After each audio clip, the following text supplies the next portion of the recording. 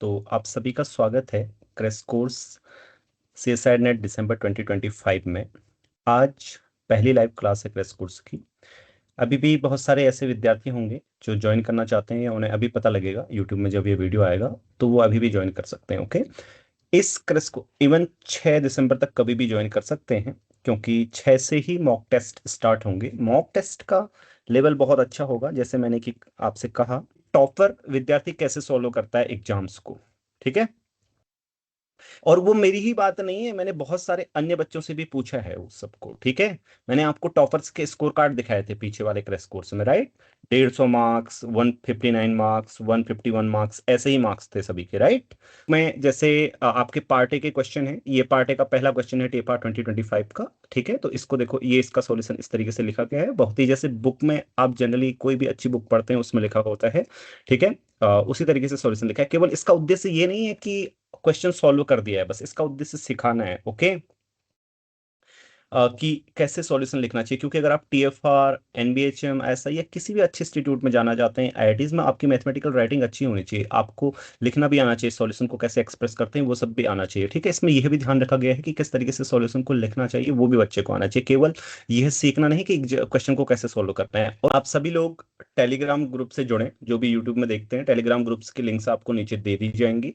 ठीक है, आप हमसे जुड़े रहेंगे तो आपको टाइम टू टाइम पता चलता रहेगा कंटेंट के बारे में या कोर्सेज के बारे में, और आपको बहुत हेल्पफुल होगा वो सब। ठीक है, टीएफआर 2010, टीएफआर 2011 से लेकर टीएफआर 2025 तक के सॉल्यूशंस अवेलेबल हैं। तो आप सभी का स्वागत है क्रैश कोर्स सीएसआई नेट दिसंबर 2025 में। आज पहली लाइव क्लास है क्रैश कोर्स की। अभी भी बहुत सारे ऐसे विद्यार्थी होंगे जो ज्वाइन करना चाहते हैं या उन्हें अभी पता लगेगा यूट्यूब में जब ये वीडियो आएगा, तो वो अभी भी ज्वाइन कर सकते हैं। ओके, इस क्रस को इवन 6 दिसंबर तक कभी भी ज्वाइन कर सकते हैं, क्योंकि 6 से ही मॉक टेस्ट स्टार्ट होंगे। मॉक टेस्ट का लेवल बहुत अच्छा होगा, जैसे मैंने कि आपसे कहा, वो आपको पता चल जाएगा। आज मैं कुछ क्वेश्चन रैंडमली पूछूंगा आपसे, मतलब अभी सोचूंगा और बोलूंगा, उन क्वेश्चंस को आपको सॉल्व करना होगा। ठीक है, अभी सोच के इस तरीके के क्वेश्चन मैं बना सकता हूँ, आप देखेंगे। सो उसके बाद फिर मॉक टेस्ट में कैसे होंगे वो भी आप देखेंगे। अच्छे क्वेश्चंस रखना चाहता हूँ मैं मॉक टेस्ट में। आपको ये नहीं लगना चाहिए कि ऐसा एग्जाम तो मतलब हमने दिया ही है, या सीएसआई नेट से आसान है। हाँ, ऐसा नहीं है कि बहुत टफ होगा, मतलब उसमें ऐसे लगना चाहिए कि एग्जाम दिया। आप लोग को समझ गए ना? तो वो आप मॉक टेस्ट देखने के बाद भी ही आपको पता चलेगा। ऐसा नहीं कि बहुत टफ होगा, फिर वो बहुत टफ होगा तो फिर आपको आएगा नहीं, तो फिर बात नहीं बनेगी। ओके, मतलब आपको अच्छा लगेगा उन क्वेश्चंस को सॉल्व करके। ठीक है, तो आज क्या करेंगे सबसे पहले जान लेते हैं। आज करेंगे, मैं यहाँ क्वेश्चन लिखूंगा, आप सॉल्व करने की कोशिश करेंगे। क्वेश्चन वो न्यू होंगे, किसी एग्जाम से नहीं, मैं बनाऊंगा अभी। ओके, और कुछ आपको होमवर्क्स भी दूंगा, उनको सॉल्व करेंगे। वो आपको आइडिया देगा कि मॉक टेस्ट में किस तरीके के क्वेश्चंस होंगे, और उन्हीं क्वेश्चंस के थ्रू हम आज बहुत कुछ सीखेंगे। ओके, उसके बाद फिर अंत में मैं कुछ क्वेश्चन लूंगा आपके एग्जाम्स से। ठीक है, उनको क्विकली कैसे सॉल्व करना है एग्जाम में वो बताऊंगा। देखो, आप सभी लोगों ने कॉन्सेप्ट्स को सीख लिया होगा, है ना? कॉन्सेप्ट्स को सीख लिया होगा अभी। आप ने पूरा थ्योरी सीख ली होगी, और एग्जाम में जाके आपको स्कोर अच्छा करना है अपना। ठीक है, वो सीखना है क्रैश कोर्स में। वो कैसे किया जा सकता है, तो आपको क्विकली कैसे सॉल्व करना है चीजों को, कौन सी चीज सोच के क्वेश्चन को सॉल्व करना है पर्टिकुलर। ठीक है, क्या ट्रिक्स हैं, क्या वेज हैं जिससे अच्छे स्कोर किए जा सकते हैं, वो सब सीखेंगे। मॉक टेस्ट के थ्रू सब कुछ रिवाइज हो जाएगा। सब कुछ रिवाइज मींस, क्योंकि हम सारी ही एरियाज से क्वेश्चंस उसमें कर रहे होंगे, और सारे कॉन्सेप्ट माने, जैसे कि ऐसे इसमें नहीं चलेंगे कि आज यूनिफॉर्म कंटिन्यूटी पकड़ ली है, आज रीमान इंटीग्रेशन पकड़ लिया, ऐसे तो हम फिर 18 दिन में स्मार्ट वर्क नहीं कर पाएंगे ना। तो मॉक टेस्ट में हर एरिया से क्वेश्चन होंगे, तो हर किसी एरिया से जिस जिस समय क्वेश्चन आएगा, क्वेश्चन के साथ ही सब कुछ आपका रिवाइज होगा, जैसा कि पिछले क्रैश कोर्स में आपने देखा था। और बहुत सारे विद्यार्थी ऐसे भी होंगे जिसने पिछले क्रैश कोर्स को ज्वाइन किया होगा, तो वे भी चाहते हैं तो ज्वाइन कर सकते हैं, क्योंकि मैं कोर्सेज को रिपीट नहीं करता हूं। जैसे कि आपने देखा होगा, फर्स्ट क्रैश कोर्स में जो था वो सेकंड क्रैश कोर्स में नहीं था, जो सेकंड क्रैश कोर्स में है वो था इस वाले क्रैश कोर्स में नहीं होगा। ठीक है, तो दो क्रैश कोर्सेज मैंने पीछे भी आप देख सकते हैं पीछे के, उनमें भी बहुत कुछ उपयोगी चीजें हैं जो आपको सिखाएंगी और आपको बताएंगे कैसे एग्जाम में अच्छा स्कोर करना है, ये सब। ठीक है, आप सभी लोगों ने उन सभी क्रैश कोर्स को देख लिया होगा, क्योंकि मैंने आपको वो वर्क असाइन किया था। और नहीं देखा है तो क्या क्या आप इस बीच में करें वो मैं आपको बता देता हूं। मेरी तरफ से मैं क्या करूंगा उसकी आउटलाइन में थोड़ी देर में दूंगा। ठीक है, इसके बाद मैं बोलता हूं, लेकिन आपको क्या करना है वो मैं आपको बोल देता हूं। ठीक है, तो स्टार्ट करने से पहले एक आपके लिए अच्छी न्यूज है, गुड न्यूज। बहुत सारे व्यक्तियों को पता नहीं होगा। ठीक है, मैं कुछ समय से टीएफआर सॉल्यूशंस पर बुक लिख रहा था, और मैं चाहता था कि वो टीएफआर सॉल्यूशंस पे जो बुक हो, टीएफआर के जो 2010 से लेकर एग्जाम है 2025 तक, तो ये बुक केवल टीएफआर के लिए ही नहीं है। अगर आप केवल मैथमेटिक्स आपको अच्छी लगती है केवल पढ़ने के लिए भी, ओके। बहुत सारे ऐसे मेरे फ्रेंड्स हैं जो अभी पीएचडी कर रहे हैं इवन, तो उन्होंने भी ली है ये, ठीक है। सो केवल पढ़ने के लिए, ठीक है, आप इंजॉय कर सकते हैं, मतलब ऐसा नहीं है किसी जरूरी एग्जाम एग्जाम की दृष्टि से तो बहुत महत्वपूर्ण है टीएफआर के लिए तो बहुत, और किसी भी एग्जाम के लिए, सीएसआर, नेट, गेट, एनबीएचएम, क्यों क्यों अभी आप देखेंगे, ठीक है। मैं थोड़ा सा आपको सैंपल दिखा रहा हूँ स्टार्ट करने से पहले, ओके। ये भी आप पढ़ सकते हैं, लीनियर एलजेब्रा, रियल एनालिसिस और एब्स्ट्रैक्ट एलजेब्रा तीनों आते हैं इस एग्जाम में, जो फर्स्ट जीएस का एग्जाम होता है ना। सो ये बहुत ही महत्वपूर्ण सब्जेक्ट हैं, किसके लिए आप जानते हैं, आपके नेट के लिए, ठीक है। ये आपके अच्छे होंगे तो आपका अच्छा स्कोर होगा, ठीक है। थोड़ा सा एक take a look of the book, okay. तो मैं आपको बुक का सैंपल दिखा देता हूँ किस तरीके की है बुक। सो मैं अपने उसकी स्क्रीन प्रेजेंट कर रहा हूँ, थोड़ा सा आप मुझे बताएंगे कि स्क्रीन क्या आप देख पा रहे हैं, ठीक है। सो let me present the screen. तो क्या आपको स्क्रीन दिखाई दे रही है समन्विता, देखते पाচ্ছো? हाँ सर। अच्छा, की देखते पाচ্ছো? स्क्रीन दिखाई दे रहा है। स्क्रीन में क्या आ रहा है ये बताओ। वो हम्म। वो कह रहे हैं कि सर का। ओके, ठीक है, तो इस तरीके की ये बुक है, आप देखो, ठीक है। थोड़ा सा मैं कुछ सॉल्यूशंस दिखा देता हूँ, सारे तो संभव नहीं है दिखा पाना, ओके, ताकि आप देख लें तो किस तरीके से किस स्टाइल में इसको लिखा है मैंने। Give me 1 minute, okay. तो जैसे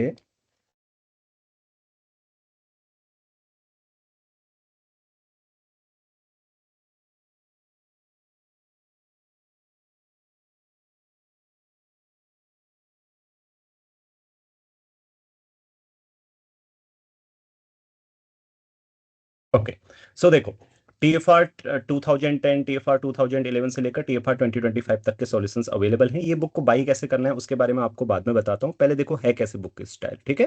बुक में जैसे आपके पार्ट ए के क्वेश्चन है, ये पार्ट ए का पहला क्वेश्चन है टीएफआर 2025 का, ठीक है। तो इसको देखो, ये इसका सॉल्यूशन इस तरीके से लिखा गया है, बहुत ही जैसे बुक में आप जनरली कोई भी अच्छी बुक पढ़ते हैं उसमें लिखा होता है, ठीक है। उसी तरीके से सॉल्यूशन लिखा है, केवल इसका उद्देश्य ये नहीं है कि क्वेश्चन सॉल्व कर दिया है, बस इसका उद्देश्य सिखाना है, ओके। कि कैसे सॉल्यूशन लिखना चाहिए, क्योंकि अगर आप टीएफआर, एनबीएचएम ऐसा या किसी भी अच्छे इंस्टीट्यूट में जाना चाहते हैं, आईआईटीज में, आपकी मैथमेटिकल राइटिंग अच्छी होनी चाहिए, आपको लिखना भी आना चाहिए, सॉल्यूशन को कैसे एक्सप्रेस करते हैं वो सब भी आना चाहिए, ठीक है। इसमें यह भी ध्यान रखा गया है कि किस तरीके से सॉल्यूशन को लिखना चाहिए वो भी बच्चे को आना चाहिए, केवल यह सीखना नहीं कि क्वेश्चन को कैसे सॉल्व करना है। और इसका हर किसी क्वेश्चन में आप देखेंगे उद्देश्य ये नहीं होगा कि किस प्रकार से आंसर आ जाए, ठीक है। आंसर तो आएगा ही आएगा, और कहीं पे ट्रिक्स, क्विक ट्रिक्स मुझे लगा है तो मैंने बता दी है, ठीक है। एलिमिनेशन भी मैंने बताया है, और क्यों कोई चीज करेक्ट है वो सब भी बताई है, ठीक। ये देखो इस तरीके से, और जहां जहां मुझे लगता है कि डायग्राम्स नेसेसरी हैं सोचने के लिए वो मैंने बना के दिखाए हैं, जैसे फॉर एग्जांपल ये है, ठीक है। ये आपको बिल्कुल बुक की तरह लगेगी, जैसे आप किसी भी जैसे फॉर एग्जांपल रियासिस की बुक पढ़ते हैं, ठीक है।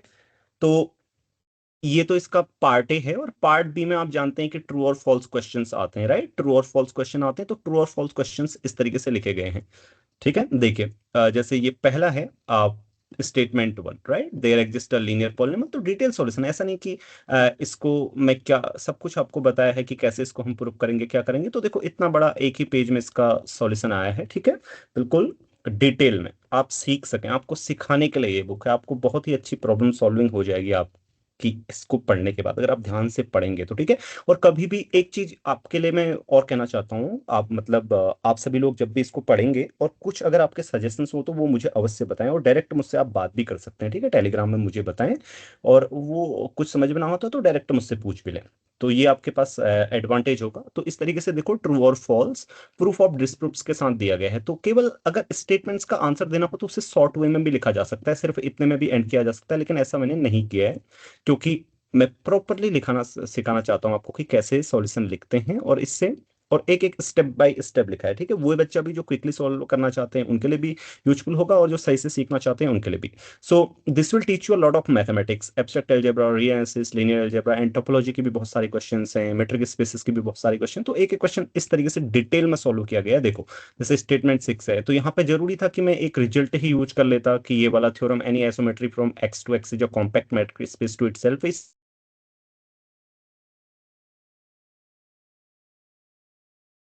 7 देखो, ठीक है। अब एक एक चीज की व्याख्या करना कि इस बुक में ऐसा है, ये तो संभव नहीं है, क्योंकि अगर मैं यही व्याख्या कर दूं तो फिर आपके पढ़ने के लिए शेष ही क्या रह जाएगा, और वो संभव भी नहीं है कि मैं व्याख्या कर सकूं। क्योंकि जैसे इस प्रश्न को देखें तो इसमें सिर्फ इतना जरूरी है कि एक मैप डिफाइन करें हम C01 से R में, और दिखा दें कि डिस्कनेक्टेड इमेज आ रही है, ये क्वेश्चन सॉल्व हो जाएगा। देखो यहां पर तक ये सॉल्व हो गया, ठीक है। इसके बाद मैंने लिखा है, क्योंकि इस तरीके का क्वेश्चन भी पूछा जाता है कई बार, अगर आप इंटरव्यूज में होते हैं आपसे पूछा जाता है ओके इसके कनेक्टेड कंपोनेंट क्या है, देन मैंने वो भी ऐड कर दिया इन एडिशन ऑब्जर्व दैट, ठीक है। ये मैंने क्लास में भी आप लोगों को नहीं बताया था बच्चों, सो फिर मुझे लगा कि ये ऐड कर देना चाहिए। देखो मैंने बताया कि ये इसके पाथ कनेक्टेड कंपोनेंट है। पाथ कनेक्टेड कंपोनेंट क्यों है, तो यहाँ पर सब कुछ लिखा हुआ है डिटेल्स, ओके। सो इस तरीके से तो डिटेल में बहुत अच्छे तरीके से सॉल्यूशंस लिखे गए हैं, हर किसी स्टेटमेंट का प्रूफ एंड जो गलत है उनका डिसप्रूफ, ओके। सो ऐसे ही सारे एयर्स के हैं, ठीक है। तो किसी किसी में डायग्राम्स भी हैं, जैसे फॉर एग्जांपल मुझे लगा कि डायग्राम के थ्रू यहाँ पे एक्सप्लेन करना आवश्यक है। जैसे ये देखो, ये तो पार्टी है, इसमें एक बहुत अच्छा क्वेश्चन था, ये डायग्राम्स बनाए हैं मैंने जहां जहां नेसेसरी हो इसमें देखेंगे, ठीक है। ये दिख रहा है ना आपको। सो और 2024 में भी ये पार्ट ए है, 2024 का। पार्ट बी में देखें, एक क्वेश्चन था ये पैराबोला वाला। तो इसमें मैंने कोई भी दो पैराबोला होम्योमॉर्फिक होते हैं उसको, अच्छा ये मैंने आपको अभी नहीं बताना चाहिए था, क्योंकि ये मैं क्वेश्चन पूछने वाला था आपसे, पर आपको बता दिया मैंने आज ही। जैसे ये क्वेश्चन है ना, the subsets with induced metric are homeomorphic, तो इसमें मैंने प्रूव किया है पहले क्यों होते हैं, ठीक है। कोई रिजल्ट यूज किया तो वो प्रूव भी करके आपको दिखाया हुआ है, ठीक है। ताकि जो पीएचडी के लिए जाना चाहेंगे उनके लिए भी यूजफुल हो, अगर जो गेट की तैयारी करते हैं एमटेक में जाना चाहते हैं तो वो सिर्फ रिजल्ट ले लेंगे, ठीक है। सो ये तो इस तरीके से फिर मैंने डायग्राम भी खींचे हैं जहां जहां जरूरी है, ठीक। और 2022 में जैसे ये मल्टीपल सॉल्यूशंस हैं, और एक बात और मैंने इसको डिफरेंट टाइम पर लिखा है, क्योंकि सॉल्यूशन में थोड़ा सा तरीके में अंतर हो सकता है कि 2022 में मैंने मतलब ऐसा भी हो सकता है कि किसी को बहुत ज्यादा एक्सप्लेन किया है। उसका कारण ये है क्योंकि ये बुक ऐसा नहीं है कि मैंने ऐसे लिखी है कि मैं बुक लिखना चाहता था, ऐसा बिल्कुल नहीं है। मैं बुक लिखना नहीं चाहता था कभी, उसका मैं उसके बारे में लिखूंगा, क्योंकि मैं 2020 से सॉल्यूशंस बताता था टीएफआर के, और वो मेरा एक शौक था टीएफआर के सॉल्यूशन बताना, मुझे बड़ा अच्छा लगता था। सो काफी बच्चों ने अनुरोध किया फिर लिख लेने को, फिर मुझे लगा हाँ मैंने लिखा तो पहले ही है, क्योंकि मैं कभी भी लिखता हूँ अगर आप देखेंगे वीडियोस में तो मैं सॉल्यूशन ही लिखता हूँ, और जैसा बुक में लिखता हूँ वैसा ही लिखता हूँ, मैंने कोई वो नहीं किया है इसमें एक्स्ट्रा, ठीक है। जो सॉल्यूशन आप वीडियोस में देखते हैं वही बस इसमें क्या किए हैं, उद्धृत किए हैं, उन्हीं को यहाँ पे लिख दिया है, ठीक है। और जहां जहां मुझे लगा है इसको रिफाइन करने की जरूरत है वो मैंने जरूर किया है, ठीक। तो फिर उसी को मैंने कंपाइल कर दिया। और इधर देखें, जैसे ये है 2022 में एक बहुत प्यारा क्वेश्चन था, 2022 में था वो 2021 में था, ये कौन सा ईयर है, जो यूनिफॉर्म कन्वर्जेंस का क्वेश्चन था बच्चों, कौन से ईयर में था वो, 2021 में, राइट। हाँ 2021 में। तो ये देखो टीएफआर के क्वेश्चन मैं आपसे ऐसे नहीं बोल रहा बहुत महत्वपूर्ण है, ये चेस वाला क्वेश्चन है, बहुत अच्छा है। सो ये श्री सिंधु किया तुमने ये सॉल्व, नहीं सर, नहीं सर, ये तो नहीं देखा मैंने। बट ये बहुत ही इंटरेस्टिंग है, पता है एलजेब्रा के ग्रुप एक्शन का है, तो ग्रुप एक्शन में एक्ट करेंगे हम उससे D4 के सब साइक्लिक सब ग्रुप से, और बर्नसाइड लेम्मा से इसको सॉल्व करेंगे। तो इस तरीके की ट्रिक टीएफआर में बहुत बार लगती है, बहुत सारे क्वेश्चन में ऐसे देखेंगे। और कुछ बच्चे है ना जैसे विजुअलाइज नहीं कर पाए, तो नीचे मैंने डायग्राम खींच दिए हैं देखने के लिए, समझने के लिए कि क्यों उनका ऑर्बिट ऐसा होगा करके, ठीक है। ये सब सही करके तरीके से। तो हर सॉल्यूशन में मैंने बड़ा ध्यान रखा है इस बात का कि एक एक बच्चे को ये समझ में आना चाहिए, ठीक है। तो ये एक बहुत इंटरेस्टिंग क्वेश्चन था, इंटरेस्टिंग तो सारे ही हैं। और इस तरीके के देखो, ये मैंने डायग्राम बना के यहाँ पे आपको सिखाया भी है, दिस कंस्ट्रक्शन सोज दैट, ठीक है। रिमार्क भी लिखे हैं जहां जहां है, ये आप डायग्राम में देख सकते हैं, डायग्राम खींचे हैं मैंने। और ऐसे बहुत सारे जगह पे ऐसा है जहां जहां जरूरत है वो मैंने किया हुआ है, ताकि सभी के लिए आसान बने। जैसे ये है, ये तो तुरंत ही आ गया, देखो वो 2018 में दिख रहा है ना। इस तरीके के कंस्ट्रक्टिव फंक्शंस हैं ये, मतलब जहां पर हम कंस्ट्रक्ट करते हैं ना कि ऐसा होना चाहिए ऐसा होना चाहिए, हर तरीके के एग्जाम में हेल्पफुल होते हैं। और आप इस तरीके के क्वेश्चन सॉल्व करेंगे तो आपके लिए नेट में तो बहुत ही आसान होगा क्वेश्चंस को सॉल्व करना। और देखो कहीं भी मैंने ऐसे नहीं किया कि स्टार्टिंग में ये सारी चीज इनको याद कर लो और फिर नीचे मैं यूज करूंगा, ऐसा कहीं, मतलब जहां पे जो यूज किया है वो आपको ऐसे चीजें खुद ही याद हो जाएंगी, मतलब इसको आप करेंगे तो ठीक है। सो जैसे एक छोटी सी एक्सरसाइज भी दी है, और ऐसी छोटी एक्सरसाइज मैंने बहुत सारी जगह दी है, बहुत सारी जगह तो नहीं, कुछ जगह दी है, ओके, जो आपको मतलब, और फिर बाद में मैं ऐड करता जाऊंगा इसमें, इसके एडिशंस जब आते रहेंगे तब तक। लेकिन एक बात और बता देता हूँ, इसका वेट मत करना कि अब हम बाद में खरीदेंगे जब 2026 का आ जाएगा, नहीं, एक साल बाद जब पेपर बैक एडिशन आ जाएगा इसकी ई बुक आप खरीद सकते हैं, क्योंकि तब तक आप निकल चुके होंगे, है ना। एक साल बाद थोड़ी आप तैयारी में रहेंगे, और आपको एक साल के बाद पढ़ने की आवश्यकता थोड़ी पड़ेगी, क्योंकि फिर आप आगे सीखेंगे ना, समझ गए। सो तुरंत खरीद लीजिएगा। और ये देखो यहाँ पे जैसे 2017 के डिस्क्रिप्टिव क्वेश्चंस हैं, सारी बुक यही दिखा दूंगा तो फिर खरीदने की जरूरत ही क्या रहेगी ना, क्यों?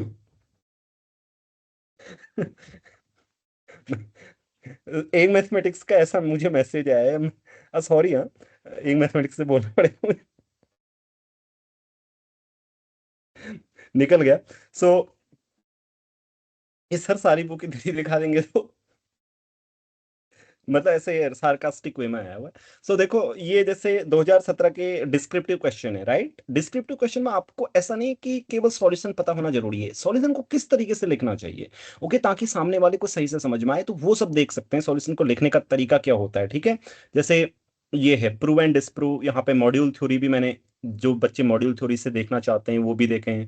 और ठीक है, ये इसमें मैंने एक्स्ट्रा चीज जो बोली थी वो मैं मतलब आपको क्लास में बोली थी ना, तो आप वीडियो सॉल्यूशंस भी देख सकते हैं इसके साथ साथ, आपको समझ में आए, ठीक है। वीडियो सॉल्यूशंस के लिए भी पूरा 2010 से लेकर 2025 तक की तैयार कर देंगे हम कुछ आने वाले समय में, ठीक है। पूरे अभी तो आपको पता है 2020 से लेकर 2025 तक तो तैयार है ही है, उससे पीछे की भी मैं तैयार कर दूंगा आप लोगों को, अगर अच्छा रेस्पॉन्स रहा तो इस तरीके से सब कुछ मैं तैयार करूंगा ही, मतलब वो तो मेरा शौक है। सो रेस्पॉन्स तो उसका परिणाम ही है, तो इस तरीके से डिस्क्रिप्टिव, ये डिस्क्रिप्टिव एग्जाम था, आपको पता होगा 2017 में, ठीक है। ऐसे सारे सॉल्यूशंस हैं, ओके।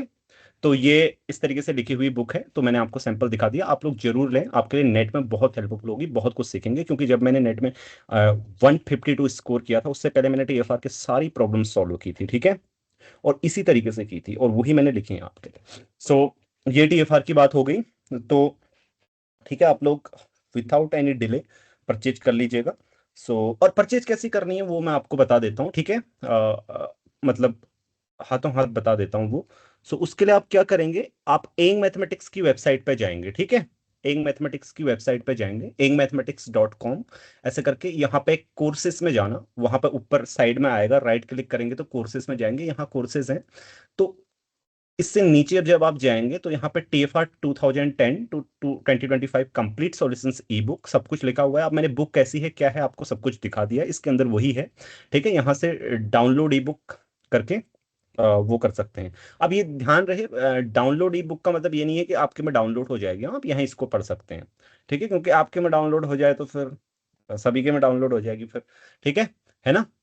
तो अंदर कभी भी लॉगिन करके पढ़ सकते हैं और आपको यहाँ से एक्सेस मिल जाएगी, ओके। सो सब कुछ डिटेल्स इसमें लिखी होंगी, अंदर जाके पढ़ लेना, यही तरीका है बाई करने का।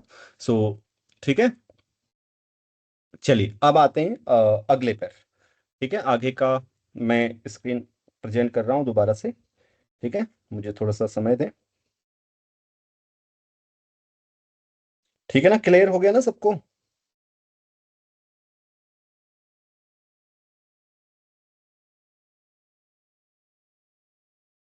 ओके, तो ठीक है,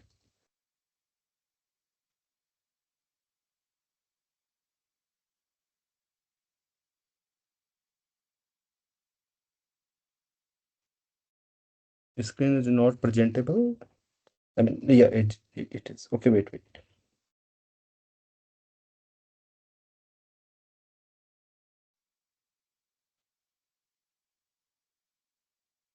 ओके। सो अब है ना स्क्रीन प्रेजेंटेड। तो एक काम तो मैंने आपको ये बता दिया, दूसरा क्या ब्लैक आ रहा है या स्क्रीन आ रही है आगे से? नहीं, स्क्रीन आ रही है अच्छी से। ओके ठीक है, अमन तुमने ले ली बुक? हाँ सर। ओके ठीक है, पढ़ो। अच्छा हाँ, एक चीज और मैं बताना चाहता हूँ, सभी लोग ध्यान से पढ़ो, और कोई कहीं पे मिस्टेक टाइपो ईटीसी हो तो मुझे जरूर बताइएगा, ठीक है। और मैं उसे उसी दिन वो जल्दी से करेक्ट कर दी जाएगी। और एक चीज और आप सभी लोगों को बताना चाहूंगा, आप सभी लोग टेलीग्राम ग्रुप से जुड़ें। जो भी यूट्यूब में देखते हैं, टेलीग्राम ग्रुप्स की लिंक्स आपको नीचे दे दी जाएंगी, ठीक है। आप हमसे जुड़े रहेंगे तो आपको टाइम टू टाइम पता चलता रहेगा कंटेंट के बारे में या कोर्सेज के बारे में, और आपको बहुत हेल्पफुल होगा वो सब, ठीक है। और मैं समझता हूँ कि सारे स्टूडेंट यहाँ पे जो भी ज्वाइंट हैं उनकी मेंबरशिप एक्टिव होगी, क्योंकि मैं मेंबरशिप मतलब जो संबंधित हैं उससे संबंधित वर्क दूंगा, मतलब यूट्यूब में, ठीक है, वो आपको करना होगा, ठीक। सो और दूसरा, मैंने ये बताया कि आपको क्या करना है, ठीक है। देखो, जिन्होंने ये सब कंप्लीट कर लिया है क्रैश कोर्स, फिर मैं आज का स्टार्ट करूं। क्रैश कोर्स 1 देख लेना, बहुत महत्वपूर्ण है। नहीं देखोगे तो बाद में पता चलेगा फिर आपको, बाद में जब देखोगे कभी, ठीक है। क्रैश कोर्स 2 देख लेना, ठीक है। और एक महत्वपूर्ण सोर्स वो कर दे रहा हूं, मैं यहां पर ही मैं बोल दे रहा हूं, एंग मैथमेटिक्स, ठीक है। सारे लोग सुन लो, ये कंप्लीट कर लेना, क्योंकि इवन अगर एग्जाम देने जाना हो, कोई चीज पहले ही की हो, ठीक है, सारे एग्जाम्स के आप जो है ना प्रीवियस ईयर क्वेश्चन सॉल्व कर लेना। मैंने क्रैश कोर्स 1 और 2 में आपको दिखाया भी है एग्जाम्स को कैसे सॉल्व करते हैं, ठीक है। एक टॉपर विद्यार्थी कैसे सॉल्व करता है एग्जाम्स को, ठीक है। और वो मेरी ही बात नहीं है, मैंने बहुत सारे अन्य बच्चों से भी पूछा है उस सबको, ठीक है। मैंने आपको टॉपर्स के स्कोर कार्ड दिखाए थे पीछे वाले क्रैश कोर्स में, राइट। 150 मार्क्स, 159 मार्क्स, 151 मार्क्स, ऐसे ही मार्क्स थे सभी के, राइट। तो वो सब दिखाया था, वो अब मैं दोबारा नहीं दिखा रहा हूँ, उसके लिए आप लेक्चर देख लीजिएगा, क्रैश कोर्स 1 में है वो सब कुछ, ठीक है। क्रैश कोर्स डे 4 में है, चेक कर लीजिएगा, ठीक है। नहीं तो मैं फिर कल आने वाले समय में आपको दिखा दूंगा। सो एंग मैथमेटिक्स के होम पेज में जाना। होम पेज में वहाँ बहुत सारे सॉल्यूशंस हैं, टीएफआर की प्लेलिस्ट हैं, एनबीएचएम की प्लेलिस्ट हैं, गेट की प्लेलिस्ट हैं, ठीक है। और सीएसआर नेट की प्लेलिस्ट हैं। सीएसआर नेट की प्लेलिस्ट खोल के सारी प्लेलिस्ट मतलब देख डालना, ठीक है। उनमें कंप्लीट सॉल्यूशंस हैं, और बीच बीच में सॉल्यूशन में मैंने बहुत कुछ बताया है, वहीं से आपके कॉन्सेप्ट मतलब जो रिजल्ट है ना, यूनिफॉर्म कंटिन्यूटी के टेस्ट हैं, कैसे जल्दी क्विकली सॉल्व करना है, या बहुत और कुछ है, जैसे for example fractional linear transformation, bilinear transformation है, ठीक है। मतलब कंप्लीट रिवीजन हो जाएगा आपका, ठीक है। अब 18 दिन में आपको कोई चीज करने की जरूरत नहीं है, जो जो मैं बोल रहा हूँ वो आप कर लो, और मुझे पर्सनली पूछ लेना, ठीक है। 18 दिन में वो कंप्लीट प्लेलिस्ट कर लेना, और क्रैश कोर्स 1 2 कर लेना। उसके बाद तुम्हें लगता है कि कुछ तुम्हें रिवाइज करने की जरूरत है, कुछ चीजें प्रॉब्लम कर रही होंगी, तो मुझे बता देना, मैं वो करवा दूंगा, ठीक है। तो अब मैं आउटलाइन बोल देता हूँ कोर्स की क्या है, ठीक है। ये सब कर लेंगे, ओके। इसके बारे में मैं कल स्क्रीन प्रेजेंट करके भी दिखा दूंगा फिर आपको। और फिर बोल रहा हूँ, एक बार यूट्यूब में जो बच्चे देख रहे होंगे, अभी भी ज्वाइन करना चाहते हैं, देख कर लेंगे। और आज मैं जो क्वेश्चंस बता रहा हूँ, मैं अपने मन से यहाँ पे क्वेश्चंस लिखूंगा, ठीक है, जो आपके लिए मतलब मन से प्रॉब्लम्स बनाऊंगा, मतलब मैं प्रॉब्लम्स बनाऊंगा, आपको सॉल्व करनी है, नहीं तो फिर मैं सॉल्व करूंगा उनको, ठीक है। आज का प्लान ये है मेरा। वैसी प्रॉब्लम्स जो आपके नेट के एग्जाम में आती है, इवन उससे भी अच्छी बनाऊंगा, ठीक है। और फिर मॉक टेस्ट में कैसी होंगी वो तो आप देखते रहेंगे, ओके। चलो, तो आउटलाइन ये है कोर्स की। सो 1 डे आज का जो है आपको पता ही चल जाएगा। सेकंड डे ऐसे 5 तारीख तक लेक्चर्स होंगे लाइव, ठीक है, जिनमें मैं हर डे आपको बताऊंगा कि क्या क्या करना है। इसी तरीके से मैं कुछ ना कुछ करा रहा हूँ, और हो सकता है बीच के किसी लेक्चर में मैं कुछ वर्क असाइन करूं पर्टिकुलरली सभी को, ठीक है, कि ये आप कर लीजिएगा, ये महत्वपूर्ण है इस स्टेज पर। वो उसी स्टेज पर पता चलेगा, क्योंकि बहुत सारे बच्चे जानना चाहते हैं कि सर पहले ही बता दें क्रैश कोर्स में क्या कराएंगे। कैसे बताया जा सकता है पहले पहले क्रैश कोर्स में कुछ बताएंगे? कोई फिक्स थोड़ी है। अभी मैं आपसे बोल रहा हूँ कि मैं क्रैश कोर्स 1 में अभी क्वेश्चन बनाऊंगा थोड़ी देर में, अब मुझे ही पता नहीं है कि वो क्वेश्चन क्या होंगे, ठीक है। मैं सोचूंगा कि अलजेब्रा आएगा मेरे दिमाग में, जैसे मैं किसी बच्चे का इंटरव्यू लेता हूँ, आप मॉक इंटरव्यू में देखें, क्योंकि घर से तैयारी करके थोड़ी आता हूँ कि ऐसे क्वेश्चन पूछूंगा आज उससे। जब मैं क्वेश्चन पूछता हूँ और आप मुझे लिख के देते हैं, फिर बड़े अच्छे लगे हमें क्वेश्चंस, वो एक्सपीरियंस है, राइट। वो ऑन द स्पॉट क्या करना है करके, वो वैसा होना भी चाहिए एक टीचर में, अदरवाइज तो क्यों हमें आपका टीचर फिर से नेट गेट और अदर एग्जाम्स के लिए, राइट। सो तो इस तरीके से करेंगे, ठीक है। 5 डेज तक, 6 डे को, 6 जो छठा दिन है, यानी कि 6 दिसंबर को आपका पहला मॉक टेस्ट होगा। फिर मॉक टेस्ट में क्या होगा फॉर्मेट, वो 5 तारीख को बताऊंगा, ठीक है। फॉर्मेट वही सीएसआई नेट का जैसा होगा, मतलब क्वेश्चन कैसे होंगे वो आज आपको पता चल जाएगा, और कुछ भी जो बताना होगा उसी दिन बताऊंगा। 7 को आपको एक दिन दिया जाएगा, आप फिर प्रिपेयर करें अगले वाले मॉक टेस्ट के लिए। ये टेंटेटिव है, हाँ। 8 दिसंबर को मुझे लगेगा कि चेंज करने की आवश्यकता है तो फिर मैं कर दूंगा, ठीक है, बट मान के चलें कि इसी दिन होगा। फिर 9 10 11 इनमें क्या करना है वो ऑन द स्टेज डिसाइड होगा, ठीक है। क्या मतलब, कंटेंट डिसाइड होगा, लेक्चर तो मैं देता रहूंगा, समझ गए। मुझे लगेगा कि ये कराना है, ये कराना है, सब कुछ कंप्लीट हो जाएगा, डोंट वरी। ओके, सो और 14 तारीख को हॉलीडे, मतलब आपका टीएफआर का एग्जाम होगा, उस दिन कुछ नहीं होगा, ना ही आपके लिए कोई काम है, आप टीएफआर का एग्जाम देके आना। फिर 15-16 को टीएफआर का भी डिस्कस कर दूंगा कंप्लीट सॉल्यूशन, क्योंकि उससे बहुत कुछ सीखने को मिलेगा, बहुत अच्छी प्रॉब्लम्स आती हैं उसमें, नई प्रॉब्लम्स होंगी, ठीक है। और वो कैसे, उन प्रॉब्लम को डिस्कस करते हुए बहुत सारी चीजें सिखा दूंगा, ठीक है, बहुत सारी चीजें, इतनी चीजें रिवाइज करा दूंगा एक क्वेश्चन के साथ साथ। जैसे मैं कंटिन्यूटी का क्वेश्चन कर रहा हूं, तो कंटिन्यूटी के साथ साथ बहुत कुछ आपको बता दूंगा। ओके, इस तरीके से मतलब क्वेश्चन के साथ साथ आपका रिवीजन हो जाएगा। ऐसा नहीं कि रिवीजन कोई अलग से कराना है, आप रिवीजन अलग से कराओ फिर क्वेश्चन अलग से कराओ, तो टाइम टेकिंग होगा। Smartly, we have to work smartly. Okay, so हमने सभी लोगों ने मिलकर काम कर रहे हैं, तो कुछ ना कुछ फायदा तो होना चाहिए, है ना। सो इस तरीके से फिर 17 और 18 को जो भी करेंगे वो, और ये सारी चीजें चेंज हो सकती हैं, ठीक है। लेकिन दो, हाँ 15 को मैंने, सॉरी मैं बोल रहा हूँ 15 को आपका लास्ट वाला मॉक टेस्ट है, वो मैं बोल गया। 16 और 17 को मॉक टेस्ट के हाँ, इस बीच में ये 9, 10, 11 में ना मॉक टेस्ट के सॉल्यूशन होंगे, क्योंकि मॉक टेस्ट में ऐसे क्वेश्चंस होंगे, और मैं आपको 9 डे में भी दे दूंगा कि आप सॉल्व करो, फिर 10, 11 में इन मॉक टेस्ट के सारे सॉल्यूशंस कराऊंगा, ठीक है। ऐसा नहीं कि ये केवल आपको मॉक टेस्ट ले लिए बस ले लिए बात खत्म हो गई, कि इनसे आपको सिखाया जाएगा कि mock test, why mock test होते क्यों है। मॉक टेस्ट इसलिए होते हैं कि आप मिस्टेक्स ना करें एग्जाम में, क्योंकि मॉक टेस्ट आप इसलिए तो देते हैं ना कि एग्जाम में मिस्टेक्स ना करें, क्योंकि जो मिस्टेक से आपके क्वेश्चन वो हो जाते हैं, और बहुत सारी चीजें सीखते हैं आप, इस तरीके से प्रॉब्लम सॉल्व करनी है, इसको ऐसे नहीं ऐसे सॉल्व करना था, ऐसे नहीं ऐसे सॉल्व करना था, ये सब सिखाएंगे, ठीक है।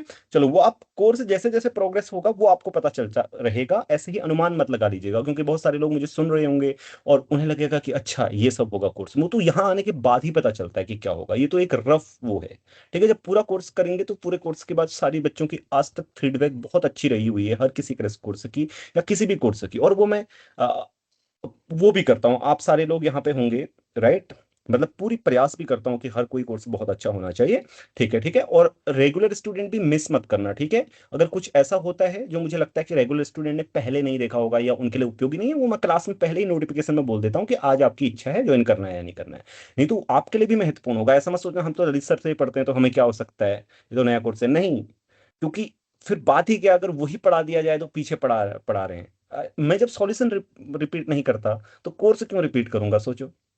आपने कई बार देखा होगा कोई क्वेश्चन मैंने सॉल्व कराया, राइट, कुछ सॉल्यूशन था, दूसरे दिन अलग किया तो उसी दिन सोचा अलग सॉल्यूशन था, ऐसे होता है ना। अब ऐसा हमेशा नहीं होता, क्योंकि एक क्वेश्चन के स्टैंडर्ड सॉल्यूशन होते हैं तो वही भी आते हैं हर बार, so the course will not be same. Okay, so चलो स्टार्ट करते हैं। तो आज का प्लान जैसे कि मैंने बोला था, मैं क्वेश्चन से लिखूंगा, ठीक है। पहला क्वेश्चन लिखता हूं मैं, और आपने उसको सॉल्व करना है, ऐसे समझना है कि आ गया एग्जाम में क्वेश्चन और हमने सॉल्व करना है और फिर मैंने बताना है आपको, ठीक है। तो शुरू करें।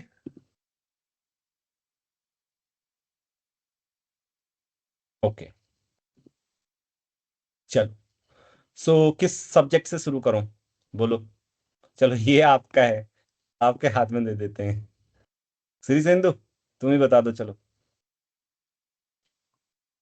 हाँ सर, कॉम्प्लेक्स। चलो ठीक है, कॉम्प्लेक्स। और सारे राजी, चलो ठीक है, कॉम्प्लेक्स से ही शुरू करते हैं फिर। ओके, सो फ्रैक्शनल, वैसे मैंने तुम्हारा नाम इसलिए बोला था तो मुझे लगा अलजेब्रा बोलने वाले हो। चलो ठीक है, सो कॉम्प्लेक्स, एक क्वेश्चन कॉम्प्लेक्स का। Okay, suppose f upper half plane to upper half plane be a bijective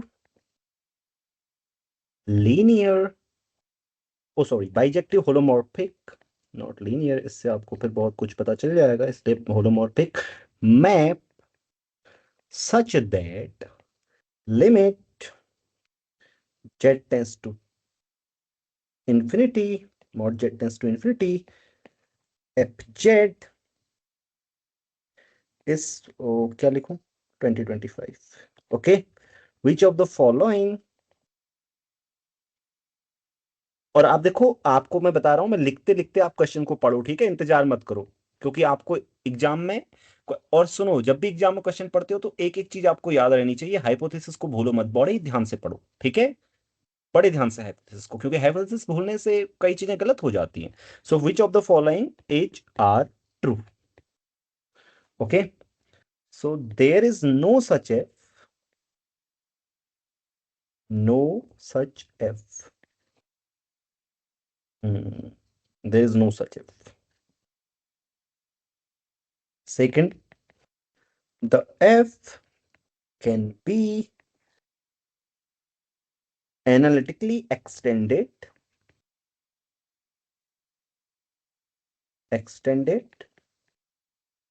to C. Okay. And third one. Okay. F cannot be. Same. Fourth one. F can be extended analytically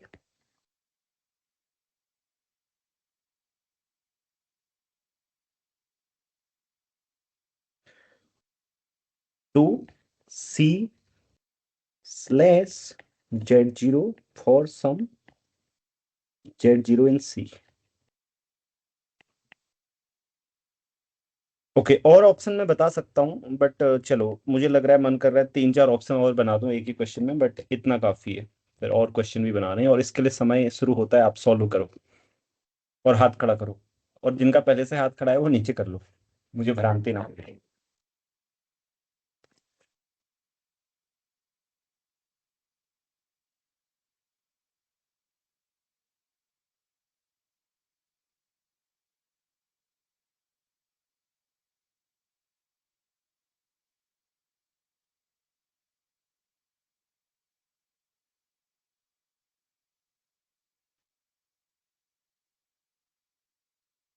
और मैं देख भी लूं question में कुछ सुधार करना है तो चलो ठीक है आप सुधार नहीं आप ट्राई करें और हिंट मत मांगना।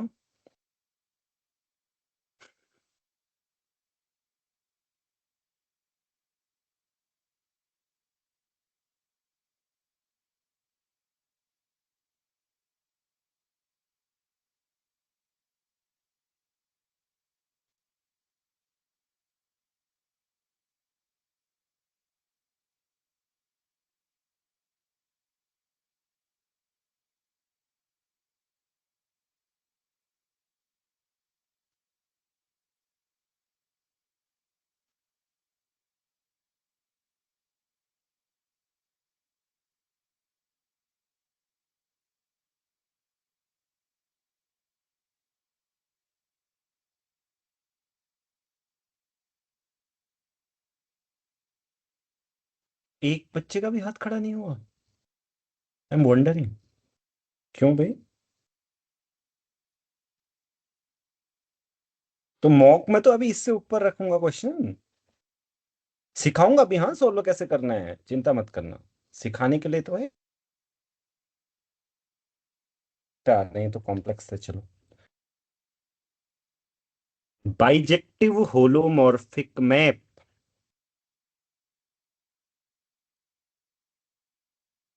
व्हाट डज दिस मीन यही तो है पॉइंट।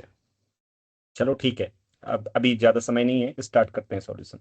सो ये रेंडमली मैंने सोचा अब मैं इसका सॉल्यूशन बोलता हूँ देखो बाइजेक्टिव होलोमॉर्फिक मैप है तो f is bi analytic f is a an automorphism yes और नो ये आपको सिखाया गया है ना अगर कोई भी map f C open set U से सी में एनालिटिक है 1-1 है तो फिर क्या होता है जल्दी से बोलो उसका डेरिवेटिव नॉन वेनिसिंग होता है ना। हाँ सर लोकली बाइजेक्टिव होता है। हाँ नॉन वेनिसिंग होता है उसका डेरिवेटिव तो यहां तो मैंने पूरे उसमें ही 1-1 है बोल दिया तो एफ इनवर्स भी एनालिटिक होगा। ओके वो मैंने लिखा इसीलिए नहीं है कि आप खुद सोच रहे हैं कि F inverse morphism of f and how of h how the automorphism of upper half plane looks like जानते हैं PSLN राइट चलो ठीक है मैं आपको बता देता हूँ कैसी दिखती है। सो एफ जेड इक्वल टू ये आपने बाइलिनियर ट्रांसफॉर्मेशन में प्रूव भी किया होगा नहीं है तो फिर मैं रेफरेंस बोल देता हूँ स्टेन एंड साकाराची में देख लेना ठीक है ऑटोमॉर्फिज्म ऑफ एच ऐसी होती है करके। सो ये एडी माइनस बीसी क्या होगा ग्रेटर देन 0 होगा ठीक है डिटर्मिनेंट ऐसी होती हैं। अब यहां से ही देखो एक क्वेश्चन को तुरंत देख के ही पता लग जाना चाहिए कि इसके पास इसका मतलब क्या है पोल है राइट। अगर नीचे पार्ट में सी जीरो होगा तो फिर फाइनाइट नहीं आ सकता ना। ये इसीलिए मैंने 2025 लिखा, बनाते वक्त मैंने यही सोचा 2025। ठीक है, तो 2020 इसका मतलब इसके पास पोल है, राइट। अब ज्यादा नहीं सोचना है, बस इतना आपको पता होना चाहिए इसके पास इसका पोल है। अगर पोल है तो फिर क्या होगा, can never be extended to C, right. There is no such app, ये गलत है। क्योंकि ये गलत इसलिए है क्योंकि ए बाई सी आएगा ना, limit z tends a by C को 2025 बनाया जा सकता है by suitably choosing a and C, right. थोड़ा हाँ बोलो, हाँ रिएक्ट करो, मतलब पता लगेगा कि समझ रहे हो, है ना। ओके, तो इसका मतलब there is no such f is गलत, ये वाला गलत। F can not be analytically extended to C, नहीं किया जा सकता एक्सटेंडेड क्योंकि पोल है इसके पास। सी नॉन जीरो आ गया ना, लिमिट फाइनाइट आने की वजह से। अगर देखो सी जीरो हो जाएगा तो फिर ये क्या बन जाएगा, लीनियर मैप बन जाएगा। लीनियर मैप पता है ना फिर आपको, पॉलिनोमियल हो गया, जेड टेंस टू इन्फिनिटी पे इन्फिनिटी आने वाला है फिर। ठीक है, इसलिए इसका मतलब इसके पास पोल है तो ये extend can not be extended सही है। और can be extended analytically to C slash Z zero for some Z zero. जिस पे पोल होगा उस पे उसी पे प्रॉब्लम होगी, उसके अलावा पूरे प्लेन पे एनालिटिक होगा और हो जाएगा। इस तरीके से ये सॉल्व हुआ। तो आपका फ्रैक्शन एंड लीनियर ट्रांसफॉर्मेशन यहाँ से क्या हुआ, एच से एच में क्या होता है ऑटोमॉर्फिज्म ग्रुप, वो भी आपने सीख लिया। और केवल सीखने से ही काम नहीं बनता, आपने सीखा तो था, ये कितने लोगों को पता था, ये रटते तो सारे लोग हैं ना। अगर प्रूफ किया होता, समझा होता, ठीक है, तो तुरंत दिमाग में आता अच्छा अपर हाफ प्लेन की ऑटोमॉर्फिक में। ये देखो ये पॉइंट था यहाँ पे, बाइजेक्टिव होलोमॉर्फिक मैप। मैंने जानबूझकर लिखा, मैं ऐसा भी लिख सकता था कि बाई एनालिटिक होलोमॉर्फिक मैप। मैं सोचता, मैं जानना चाहता था कितने लोग कैच कर पाते हैं कि हाँ इसका इनवर्स एग्जिस्ट करेगा। क्यों, क्योंकि बाइजेक्टिव होलोमॉर्फिक मैप बाइनेटिक ऑटोमेटिकली होते हैं। समझाया है ना आपको मैंने कॉम्प्लेक्स साइंसेस के कोर्स में। हाँ सर। हाँ, तो फिर 2 साल पहले बोला था मैंने, नहीं मतलब तुम लोगों ने बाद में देखा होगा, मैंने वो लेक्चर 2 साल पहले दिया था। सो तो देखो, अब इसको हो गया, ये क्वेश्चन हो गया, ठीक है। Sir hmm. सर ये AD minus BC equals to 1 होगा ना, लाइक अगर आप। हाँ, उसको फिर स्केलर से फर्क नहीं पड़ता हाँ ना, सर, हाँ sir. That gives the same transformation, बिल्कुल होगा, उसका ग्रुप वो बनेगा। ठीक है। Sir hmm. सर इसका पोल होगा या रिमूवेबल सिंगुलरिटी? रिमूवेबल सिमिलरिटी नहीं, पोल होगा, पोल। ठीक है, तभी तो फाइनाइट आ रहा है।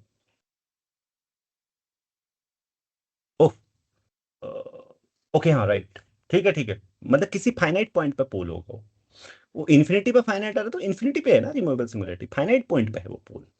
मैं लिख के दिखाऊं, जल्दी ये सुनने, जल्दी कैच करना है, ये सब चीजें सबको समझ में आ गई ना, इसको सोचना, जो सारी चीजें मैंने पॉइंट बता दिए हैं। क्योंकि अगर देखो सी जीरो होगा तो ऐसे सोचो, सी जीरो होगा तो ये मैप ऐसे टाइप का मतलब बनेगा, लीनियर बनेगा, राइट। और ए जीरो नहीं हो सकता, कि नहीं तो फिर ये कांस्टेंट हो जाएगा जो कि बाइजेक्टिव नहीं हो सकता। तो इसका मतलब सी को नॉन जीरो होना पड़ेगा जरूरी, क्योंकि फिर जेड टेंस टू इन्फिनिटी पे तो इन्फिनिटी आ जाएगा। इसलिए 2025 फिर suitably choosing we can do that. Okay, so आप कौन सा सब्जेक्ट बोलो, जल्दी बोलो, तो टाइम नहीं है, किसको मौका दूं, रुको। हाँ, चलो ठीक है, आप ही बोलो। सर ये सर अलजेब्रा। हाँ ठीक है, अलजेब्रा। तो अलजेब्रा तो कुछ लोगों ने पहले से ही मन बना ली है कि अब वो प्रॉब्लम आने वाली है जो सॉल्व नहीं होगी। ऐसा मत बनाओ, मैं पहले बता रहा हूँ, ठीक है। अभी अच्छी प्रॉब्लम मैं आपसे पूछने वाला हूँ, ठीक है। नहीं नहीं, मुझे पता है बना लेते हैं कुछ लोग मन ऐसा, इसलिए मैं बोल रहा हूँ थोड़ा मनोविज्ञान के आधार पर। मैंने एक क्लास में देखा है। चलो 2025 से रिलेटेड बनाते हैं, ठीक है। Group theory, ring theory. चलो मेरे दिमाग में ग्रुप आ रहा है, ग्रुप थ्योरी, ठीक है। Suppose G is a finite abelian group of order 2025। ठीक है, आज मैं रिसर्च में जो कर रहा था, एक पल के लिए मैंने सोचा था, मतलब ऐसा नहीं कि ये रिसर्च कर रहा था, ऐसा नहीं, एक पल के लिए वो दिमाग में आया था ऐसे क्वेश्चन बीच में, तो वही मैं बोलता हूँ। So abelian finite group of order C, मतलब ये बहुत बड़ा क्वेश्चन नहीं है, I mean okay, with exponent, exponent p. Exponent सारे लोग जानते हैं, मैं बोल दूं नहीं तो डिफाइन करके दिया होगा CSIR नेट के एग्जाम में, इसलिए बोल रहा हूँ। क्योंकि जब भी इस तरीके का टर्म जो बहुत मतलब कॉमन नहीं होता है वो कॉमन, बट स्टिल दिया होता है डिफाइन करके, जैसे डिविजिबल ग्रुप की डेफिनेशन आई थी ना। तो इसलिए मैं एक्सपोनेंट नहीं पता है तो मैं आपको बता देता हूँ। एक्सपोनेंट का मतलब है कि कोई भी एलिमेंट ले लेंगे, उसकी पावर पी करेंगे, ओ सॉरी ये गलत हो गया, ऑफ ऑर्डर ग्रेटर देन 2025 लिख देते हैं यहाँ पे। ग्रेटर ग्रेटर देन, नहीं तो फिर 2025 में पी लिखने का कोई वो नहीं बनता। नहीं, greater than 2025 with exponent p. Okay, p prime है, okay, p prime of then g is simple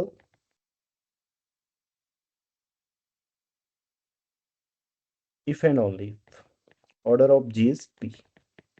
Okay, secondly, automorphism group of g. Automorphism group of g, if you take the gcd with p, it is 1. Okay, क्योंकि मैं direct order नहीं लिख रहा हूं क्योंकि वो hint दे देगा आपको, इसलिए ठीक है, मैं हिंट से बचाना चाहता हूं। ठीक, मतलब automorphism group G is equal to this लिख दूं मैं आपके सामने, देन क्योंकि दोनों ऑप्शन में जो ऑप्शन है ना, दोनों में पता होना चाहिए कि ऑटोमॉर्फिज्म ग्रुप क्या है, तो इसलिए इसको ऐसे बना रहा हूं। तो G has more than 2 prime divisors.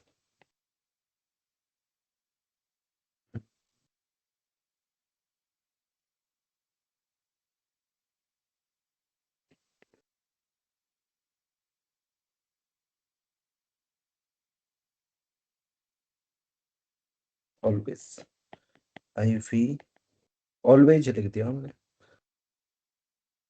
और some G. Okay, I think this will be good. और जी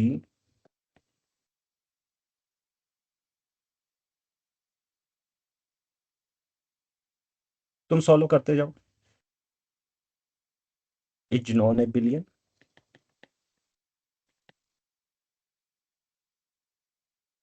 फॉर ऑल जी।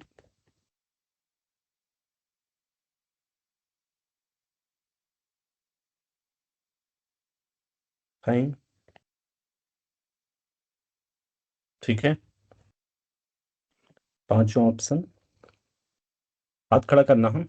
इसके बाद ये में थोड़ा सा एक्स्ट्रा है या बोनस है, मतलब आप लोग करना चाहो तो, मतलब मैं इसको एक क्वेश्चन, ये जो ऑप्शन है वो एक क्वेश्चन होना चाहिए, बट चलो देख देते हैं।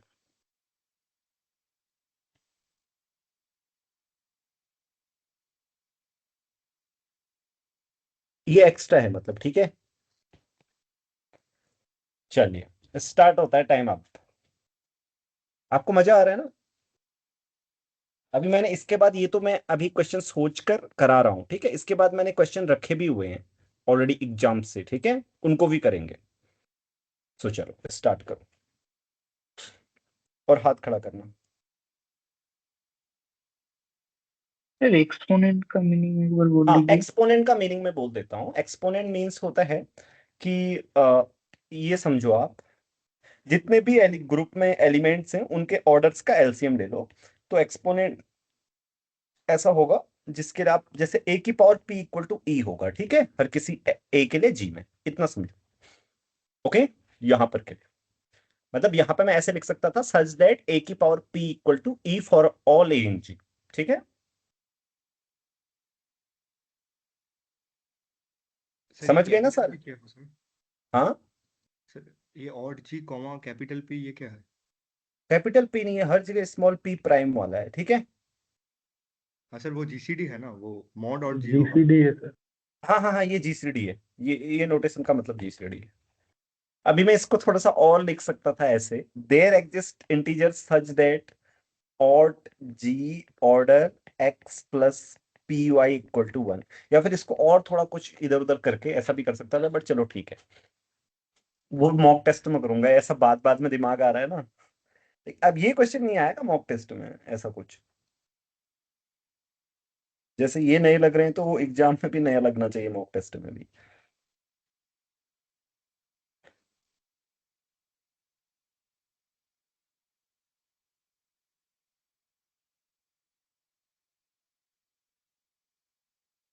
इसके बाद वाला शायद लीनियर या रियल बोलेंगे बच्चे, तो मेरा काम होना चाहिए क्वेश्चन सोचना जितने में आप सॉल्यूशन सोच रहे हो, ठीक है।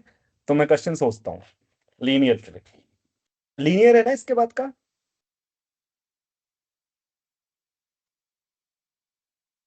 ठीक है, चलो मैं लीनियर का क्वेश्चन सोचता हूँ तब तक। ऐसा क्वेश्चन सोचना है जिसमें मैक्सिमम चीजें रिवाइज हो, ठीक है, और आपको चैलेंजिंग भी लगे, आपको मजा भी आए, सीखने को भी मिले, चीजें भी रिवाइज हो, करने के बाद लगे अरे वाह, ऐसे भी लगे, और बहुत सारी चीजें रिवाइज भी हो, ठीक है। इसलिए यही तो उद्देश्य होता है क्रैश कोर्स का।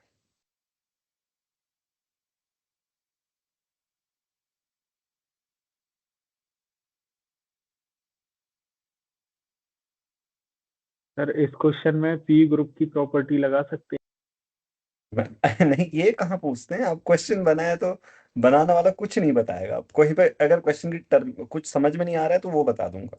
आप क्या लगा सकते हो क्या नहीं, वो तुमने सोचना है, इसलिए तुम लोग को समय दिया गया है।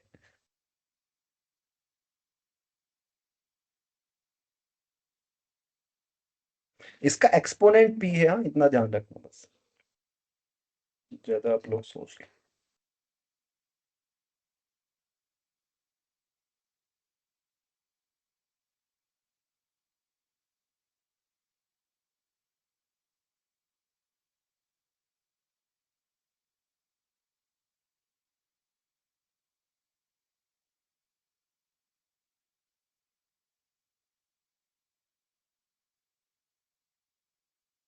क्या हुआ, सारे सूरमा घायल हो गए हैं मुझे लग रहा है, अभी तक तो हो जाना चाहिए था।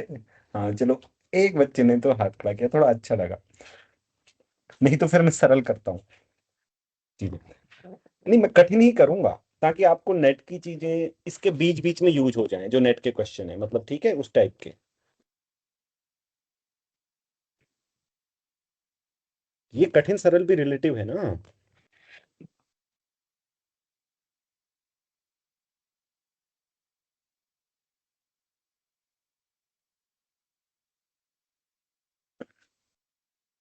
इसमें लीनियर अलजेब्रा भी लग रही है, पता है, इसलिए मैंने ये क्वेश्चन दिया है। केवल अलजेब्रा ही नहीं है इसमें, तुमने अलजेब्रा बोला था, लीनियर अलजेब्रा एब्स्ट्रैक्ट अलजेब्रा नहीं बोला था, इसलिए मैंने कहा चलो थोड़ा अलजेब्रा ही बोला है तो लीनियर अलजेब्रा भी लग जाए। श्री सिंधु ओके, यही ऐसे इंटरव्यू में भी पूछते हैं बच्चों, क्वेश्चन ऐसा होना चाहिए सब कवर कर दे। चलो ठीक, अब मैं बोलता हूँ सॉल्यूशन, ठीक है श्री सिंधु पहले आप आंसर बता दो। सर सर वन वन होगा सर, हम्म 5 होगा, हम्म 4 होगा। 5 के बारे में तो मुझे लग, चलो ठीक है अगर है तो लेट्स सी। सर एसएलएन 5 होगा छोड़ो ना? आप, 1 2 3 4 बताइए चलो। हाँ सर, 1 होगा, 2 तो लाइक नहीं होगा सर। अच्छा 2 नहीं होगा, ओके फिर और? हाँ सर, 3 हो सकता है सर, बेसिकली एसएलएन ग्रुप होगा ना, वहाँ से कर लेंगे। नहीं नहीं, आप आंसर बताओ मुझे क्या होगा वो छोड़ो। पहला नहीं, पहला होगा, दूसरा नहीं होगा, तीसरा? हाँ सर तीसरा, होगा। ओके, चौथा?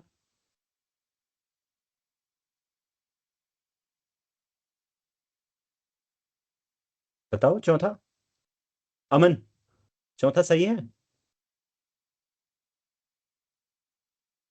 नहीं मुझे सही नहीं आया। चौथा नहीं आया? नहीं नहीं नहीं। ओके चलो मैं बोलता हूँ अब।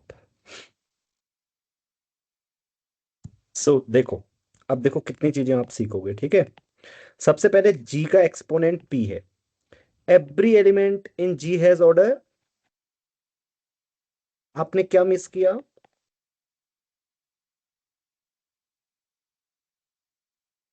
ऑर्डर 2025, सॉरी ऑर्डर 20 पी,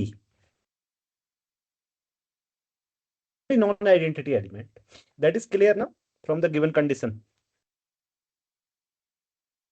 हाँ या ना?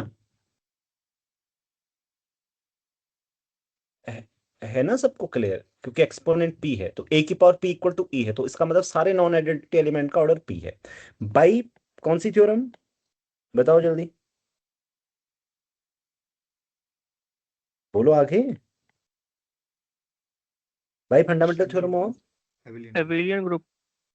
हाँ एबिलियन ग्रुप से क्या होगा? देखो फंडामेंटल थ्योरम ऑफ एबिलियन ग्रुप्स क्या कहती है कि जी को आप क्या लिख सकते हो? Direct product of cyclic group से लिख सकते हो। तो यही पॉसिबिलिटी है जी के लिए, और कुछ नहीं है। आप सोच लो, इसके अलावा कोई पॉसिबिलिटी है तो?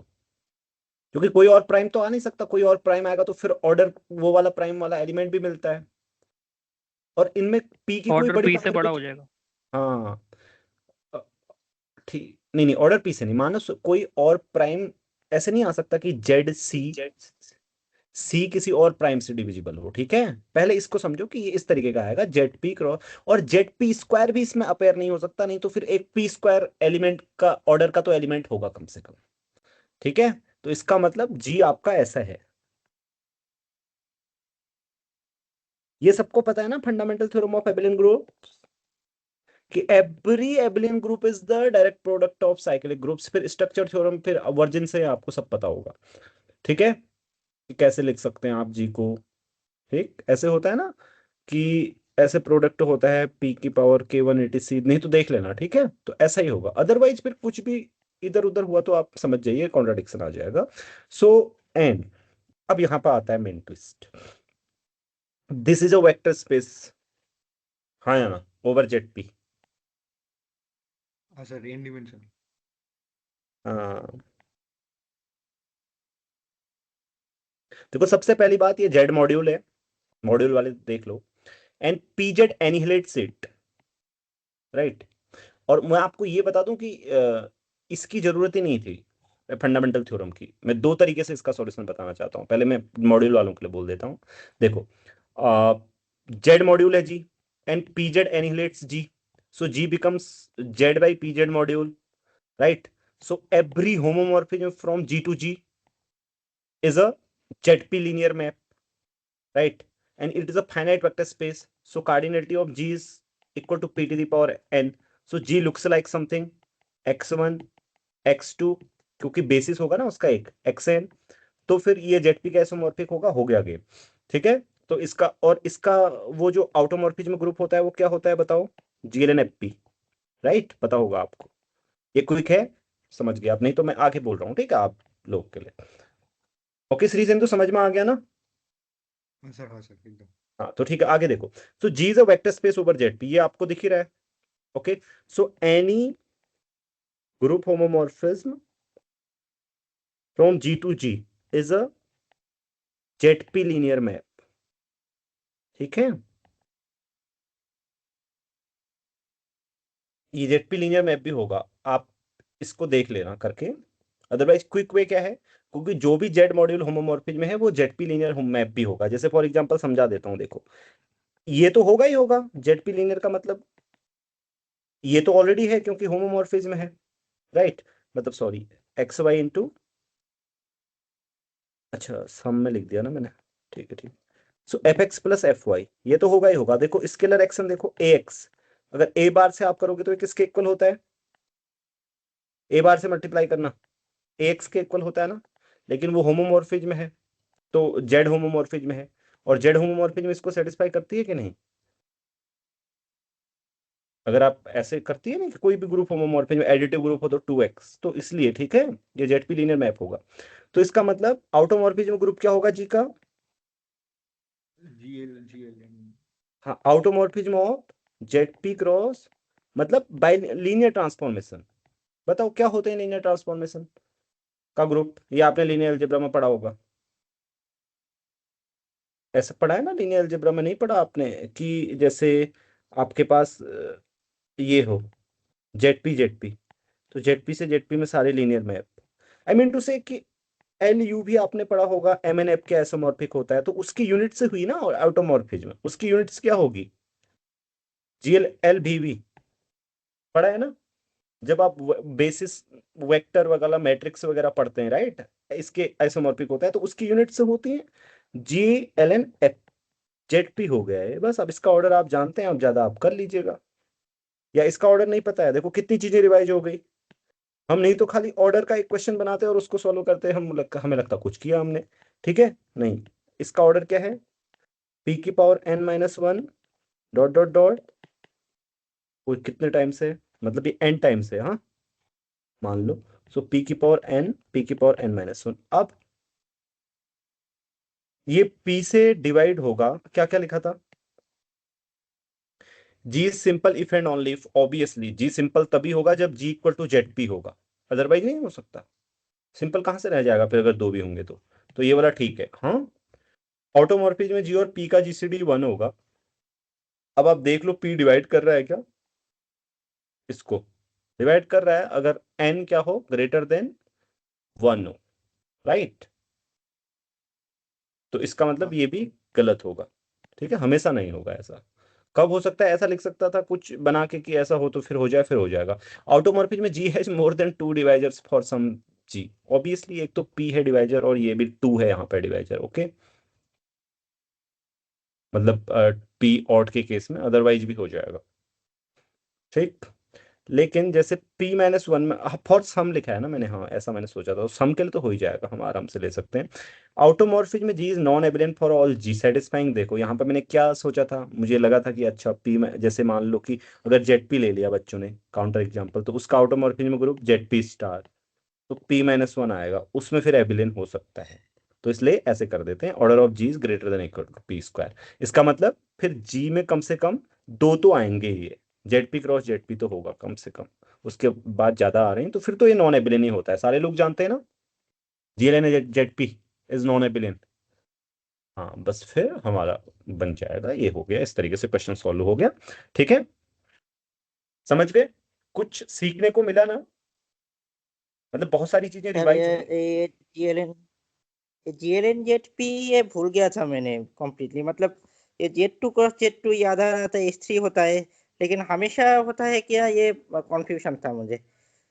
नहीं होता है non एबिलियन, okay. Okay okay. You can easily find matrices which does not commute. Actually, I mean, it's easy because see, let me tell you. So can you not embed GL2, ऐसे सोचो कि क्या GL2 Z2 को embed कर सकते हैं ऐसे करके, GL2 Z3 में ऐसे करके सोचो तो आपको कुछ पता चलेगा। या आपको दूसरे तरीके से सोचो, मैं आपको बता देता हूँ ऐसे कि दो मैट्रिसेस जो GL2 Z2 में कम्यूट नहीं कर रही हैं, उसी टाइप की मैट्रिक्स से तुम GL2 Z3 में नहीं भी नहीं ले सकते। नहीं, GL2 जेड मतलब ये जो आइसोमॉर्फिक टू GLN जेड होता है, ये भूल गया था मैंने। ये तो GLN जेड तो नॉन कम्यूटेटिव था, पता है मुझे। तो कौन सा भूल गए थे? मतलब जो ऑटोमॉर्फिज्म का जो आइसोमॉर्फिक होता है ना, वो वाला। अरे तो वो तो पता मतलब होना चाहिए बार ऐसे बार पी के जगह टू टू याद आ रहा था, इसीलिए out of Z two cross Z two S3 याद आ रहा था। हाँ तो मुझे बस इसमें सोचा कि मेन पॉइंट और ये किस है के लिए होगा। कि every Z linear map is a Z P linear map because P Z annihilates this, only simple reason, क्योंकि हर कोई मैप फिर जेड पी लीनियर हो जाएगा एंड वी आर डन। क्योंकि हर कोई जेड पी लीनियर मैप है तो इसकी इसके सारे लीनियर ट्रांसफॉर्मेशन का ग्रुप होगा M N F P, right, उनकी यूनिट्स होंगी G L N F P, बस। ओके, सो चलो अब हाँ किसकी बारी थी? लीनियर। लीनियर, किसने बोला लीनियर? मैंने। मैंने का नाम, चलो नहीं। हाँ चलो नहीं। अरे मैं सोचा था कोई नया मैंने है। शायद जुकाम है ना, इसीलिए। हाँ जुकाम है, अच्छा चलो ठीक है। थोड़ा अब एक ऐसा क्वेश्चन बनाना है कि थोड़ा जुकाम सही हो जाए, तो चलो बच्चों, चलो ठीक है। तो लीनियर का ना,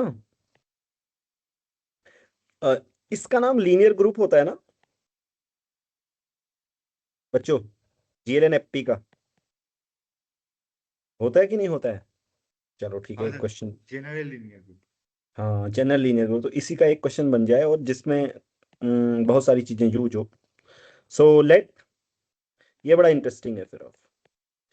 ए बिलोंग्स टू GL3 एफपी, मतलब समझ गए ना सारे लोग नोटेशन का, दो दो नोटेशन यूज कर रहा हूं मैं, अंदर भी लिख रहा हूं बाहर भी, इसका मतलब समझ गए। Set of all invertible 3x3 matrices over FP, ठीक है। Let with characteristic, irreducible characteristic polynomial, characteristic polynomial, polynomial over, ठीक है। देखो एक चीज और बताना चाहता हूँ, देखो अगर, सुनो मेरी बात, बहुत सारे बच्चे होंगे, किसी को कुछ कठिन भी लग सकता है, लेकिन आप साहस रखो चैलेंजिंग चीज को करने का, ठीक है। बीच बीच में जो चीजें यूज होंगी नेट के एग्जाम में, वो सॉल्व करने के लिए बड़ा आसान पड़ेगा, ओके। मैं चाहता हूँ कि थोड़ा ऊपर कराऊं आपको, ओके। मैं ऐसे नहीं करना चाहता कि कोई मतलब ऐसे नेट का एग्जाम उठा लिया और वो सब रिवाइज रिवाइज करके, ऐसे काम नहीं चलने वाला, ठीक है। वो मैं पीछे करवा चुका हूँ। कल मैं आपको क्या कराऊंगा, कल मैं आपको 2025 का एग्जाम सॉल्व करके दिखाऊंगा, ठीक है। वो मैंने पीछे नहीं करवाया, कैसे एग्जाम में करना है। हालांकि सॉल्यूशन प्लेलिस्ट भी दूंगा डिटेल वाली, जिसमें डिटेल में सॉल्यूशन किए, बट क्विक वेज भी बताऊंगा, ठीक है। अप्लाइड प्लस प्योर जो भी है, इवन पार्ट ए तो हम कर ही चुके हैं, तो पार्ट ए छोड़कर सब करेंगे, ठीक है। सो सी ओवर एफ पी, हाँ ओके, ये सही रहेगा। एन ए, ये वेक्टर स्पेस है। एक्स बिलोंग्स टू, अब देखो मेरे पास बहुत सारे ऑप्शन है, एक ही में बहुत सारे ऑप्शन बना देता हूं मैं, ठीक है। तुम सोचते जाओ, हाँ। इसमें इतनी सारी चीजें आपको सीखने को मिलेंगी ना, आप देखिएगा। इसलिए ऐसे बनाना है। इसका मतलब समझ गए होंगे आप, this is a vector space और नॉट, लेट मी नो। पहले नीचे तो मैं, अब नेट का क्वेश्चन बनाना हो तो नीचे ये भी लिखा जा सकता है, N is a vector space, N is not a vector space. तो ये देख ही लो तुम, ये वेक्टर स्पेस है। अब है या नहीं है मुझे बताओ पहले, फिर आगे बात करें।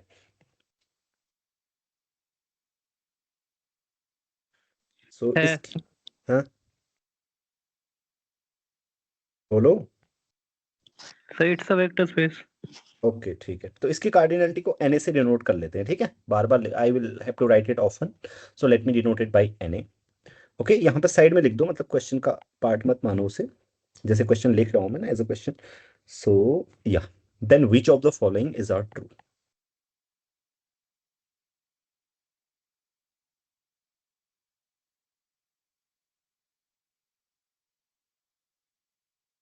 Is are true.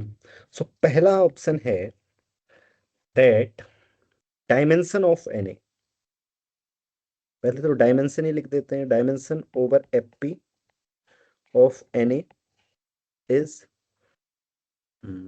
3, okay right. And dimension over fp of Na is 2,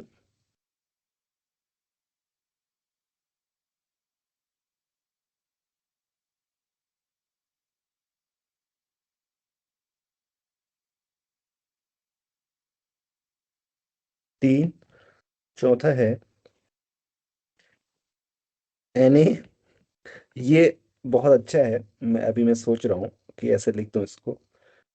ठीक है, इसको नहीं, इसको मैं मॉक के लिए बचा देता हूँ, या लिख ही दूं, क्या करूं।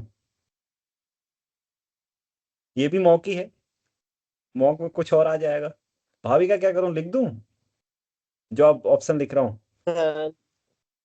तो लिख ही दीजिए, 2 दिन बाद तो एग्जाम है ना मेरा अभी।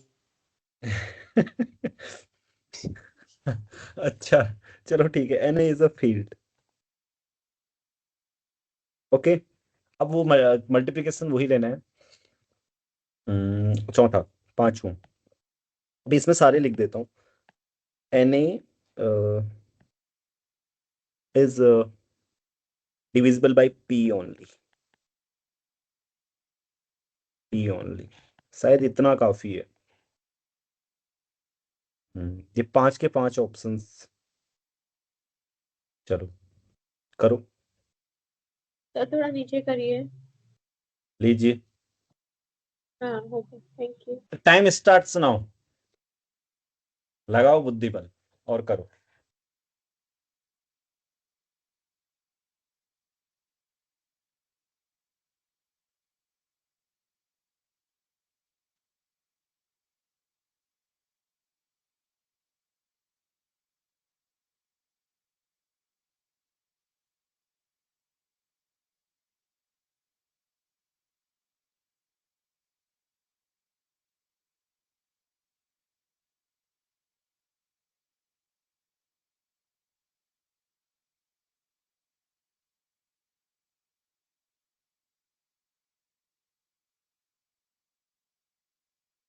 बसंत।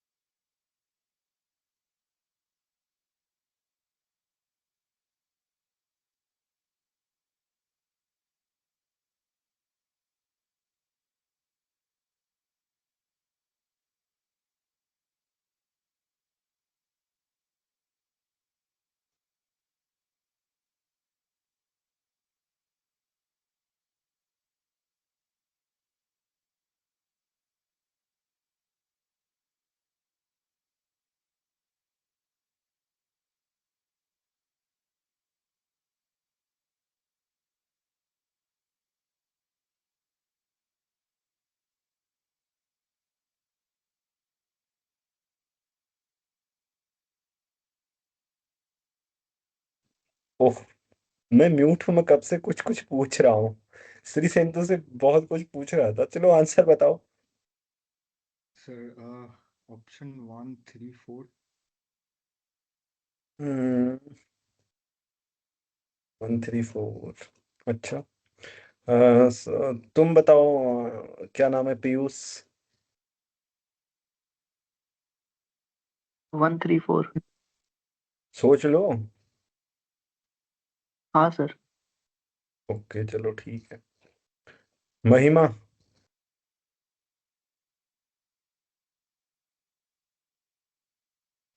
बोलिए, आंसर बोलिए अपना। सर 3 5। 3 और 5। ओके ठीक। अच्छा, और परवेज? सर यही 1 3 और 5 सर, और 4 भी है सर। 1 3 और 5 और 4 भी? अच्छा,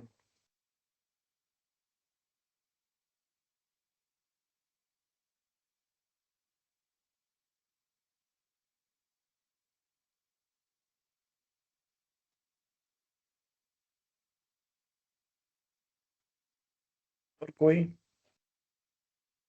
सोचो सोचो, पकड़ो चीजें। Irreducible characteristic polynomial. श्री बिंदु, अच्छा है क्वेश्चन। हाँ सर, ये बहुत बढ़िया। अच्छे आ रहे हैं ना रैंडम क्वेश्चंस? ठीक है, इसके बाद किसकी बारी है? Real analysis. हाँ, अभी अभी से सोच लिया है मैंने। जितनी देर में तुम आंसर सोच रहे हो, मैं अगला क्वेश्चन सोच रहा हूँ। ठीक है, तो वो ठीक रहेगा। चलो ठीक है। सो ये अच्छा है ना, क्रैश कोर्स का आइडिया फर्स्ट डे का? अभी मेरे दिमाग में आया ये, आज ही की ऐसा किया जाए। ओके, मेरी भी तो एक्सरसाइज होनी चाहिए ना, राइट? ओके चलो ठीक है। सो सॉल्यूशन अब मैं रिवील कर देता हूँ। ये सही है, देखो भाई, अगर ये सही है तो फिर तुमने सोचना चाहिए ये भी सही है, और फिर ये भी सही है। ठीक है, अब देखते हैं क्या।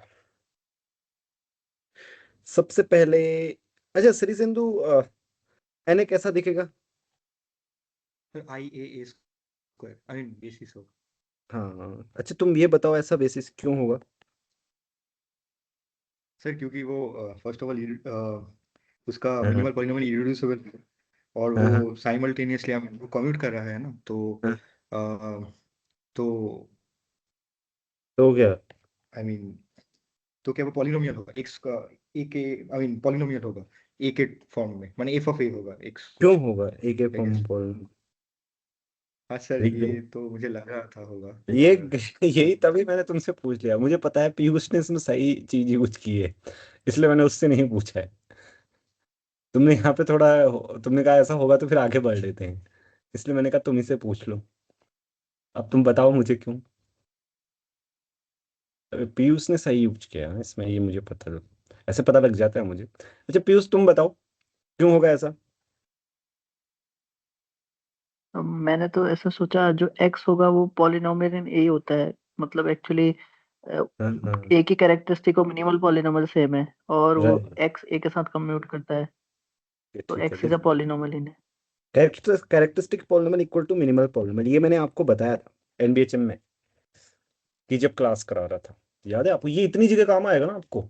मिनिमल और कैरेक्टरिस्टिक पॉलिनॉमियल इक्वल होती है तो any matrix commuting with A is a polynomial in A होती है। और एनी पॉलिनोमियल इन ए, देखो कितनी चीजें सीख रहे हो आप, देखना एक क्वेश्चन में, फिर आगे की चीजें तो आगे करेंगे। सबसे पहली बात आपने सीखी, ऐसा आपके नेट में आता है कि क्या एन ए क्या होगा, ऐसा कुछ आएगा, फिर आगे तो हम करेंगे करेंगे, आगे और जा रहे हैं। ठीक है, सी, और ये सबको पता है ना कि कोई भी पॉलिनोमियल, जैसे अगर आपके पास कोई भी फील्ड हो, then A N can be written as a linear combination of smaller powers, ऐसे करके। ये आप सभी ने सीखा होगा, मुझे पता है, अब मैं जहां तक समझता हूँ मिनिमल पॉलिनोमियल में लिखा जा सकता है जो भी मिनिमल पॉलिनोमियल की डिग्री हो। ऐसे क्वेश्चन आते हैं ना नेट में, कि ऐसे ए दे दी जाती है और फिर इसका वेक्टर स्पेस की डायमेंशन बताओ इससे स्पान होने वाले, ऐसे करके। वो होती है मिनिमल पॉलिनोमियल की डिग्री, नोट कर लो। ए स्क्वायर ईटीसी से, हाँ ए स्क्वायर इनसे जनरेट होने वाली जो वेक्टर स्पेस होता है उसकी डिग्री होती है मिनिमल पॉलिनॉमियल की डिग्री। ओके, सो यहाँ कैरेक्टरिस्टिक और मिनिमल पॉलिनॉमियल बराबर होंगी। क्यों होंगी बराबर? क्योंकि 3 डिग्री की ये characteristic reducible polynomial, right, 3 degree की इररिड्यूसिबल कैरेक्टरिस्टिक पॉलिनॉमियल है, यही मिनिमल भी होगी। ओके, क्योंकि मिनिमल पॉलिनॉमियल में सारे रूट्स होने चाहिए कैरेक्टरिस्टिक पॉलिनॉमियल के, इसके सभी डिस्टिंक्ट रूट होंगे। फील्ड में ऐसा होता है। ओके, एफपी में सी में सेपरेबल होती हैं पॉलिनॉमियल, डिस्टिंक्ट रूट्स होंगे, तो वो डिस्टिंक्ट रूट सारे के सारे होने चाहिए। ओके, ठीक है, कैरेक्टरिस्टिक पॉलिनॉमियल मिनिमल पॉलिनॉमियल हो तो उससे ये फॉलो होगा कि एन ऐसा दिखेगा। अब यहां से एन की डायमेंशन क्या दिख रही है, ये नोट कर लेना है अभी, आप इनको प्रूफ नहीं करना है अभी, ठीक है, क्योंकि आपका एग्जाम है, फिर आप प्रूफ करना चाहो तो बाद में करना, कैनोनिकल फॉर्म वगैरह से होता है इसका proof. So dimension of over F P of A, बताओ क्या है? और भी ये पता है ये एफ पी एल्जेब्रा है, मैंने नीचे लिखना चाहिए था, वो थोड़ा सा interesting, this is an algebra. चलो, सो है ना Shri Sindhu F P algebra? हाँ सर। चलो ठीक है, dimension of F P of N is, अब आपको 3 दिखाई दे रही है, ठीक है। आई ए स्क्वायर से स्मॉलर नहीं हो सकता क्योंकि मिनिमल पॉलिनॉमियल की डिग्री 3 है। ओके, तो इसलिए अब आती है हमको जाननी है बात, हाँ एक्चुअली में इसमें एक क्वेश्चन जो आगे देने वाला था वो मैं भूल गया, मतलब 2-4 ऑप्शन जो देने वाला था, अब मन कर रहा है देने का, अभी मैं बोल देता हूँ इसके बाद, ठीक है। मतलब जब मैं इससे पहले आप लोग इसका सॉल्यूशन सोच रहे थे तो मैं क्वेश्चन सोच रहा था, तो मैंने ऑप्शन सोचे थे कुछ और, अब वो ऑप्शन अब आ रहे हैं मेरे दिमाग में, लेकिन जब मैं इसको करने लगा मैंने ये ऑप्शन लिख दिए, ठीक है। अब वो ऑप्शन में लिख देता हूँ, C A with the number of, मैं ये लिखने वाला था, commuting matrices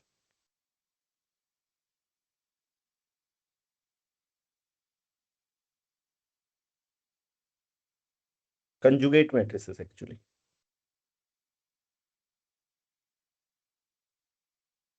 conjugate matrices to A, then C A equal to क्या होगा, ये सब वगैरह वगैरह, मैं ये ऑप्शंस में लिख, तब मैंने ऐसे सोचा था लेकिन बाद में लिखते लिखते मैं ये लिख दिया ऑप्शन। चलो, सो यहां तक हो गया। अब मजे की बात ये है कि हमें डायमेंशन तो पता चल गई, इसकी क्या है बताओ? ठीक है, कार्डिनलिटी पता चल गई ना आपको, क्योंकि पी क्यूब है, राइट, यहाँ पे भी पी चॉइस है, यहाँ पे भी पी चॉइस है, यहाँ पे भी पी चॉइस है, आई मीन कार्डिनलिटी पता चल गई, तो P cube is divisible by P only, ऐसा तो नहीं है पी से स्क्वायर से 1 से, ये तो वैसे ही ट्रू नहीं होता, मैं इसको बनाना चाहता था कि ओनली प्राइम डिवाइजर होगा उसके पास एक ही, तो ये मेरा ऑप्शन था एक्चुअली, ठीक है, divisible by prime, only 1 prime divisor. Okay, N A H omega से डिनोट करते हैं ना हम प्राइम डिवाइजर्स को, 1, तो डिस्टिंक्ट प्राइम डिवाइजर, ठीक है, ये मेरा मतलब था। अब आते हैं कि ये फील्ड भी होगा क्या। अब अगर हमें जाननी हो इसमें कितनी मैट्रिसेस इन्वर्टिबल हैं, कैसे जानेंगे, वहां पर बहुत इंटरेस्टिंग है। अगर आपसे कोई पूछ दे कि इसमें कितनी मैट्रिक्स इन्वर्टिबल है, कैसे पता चले?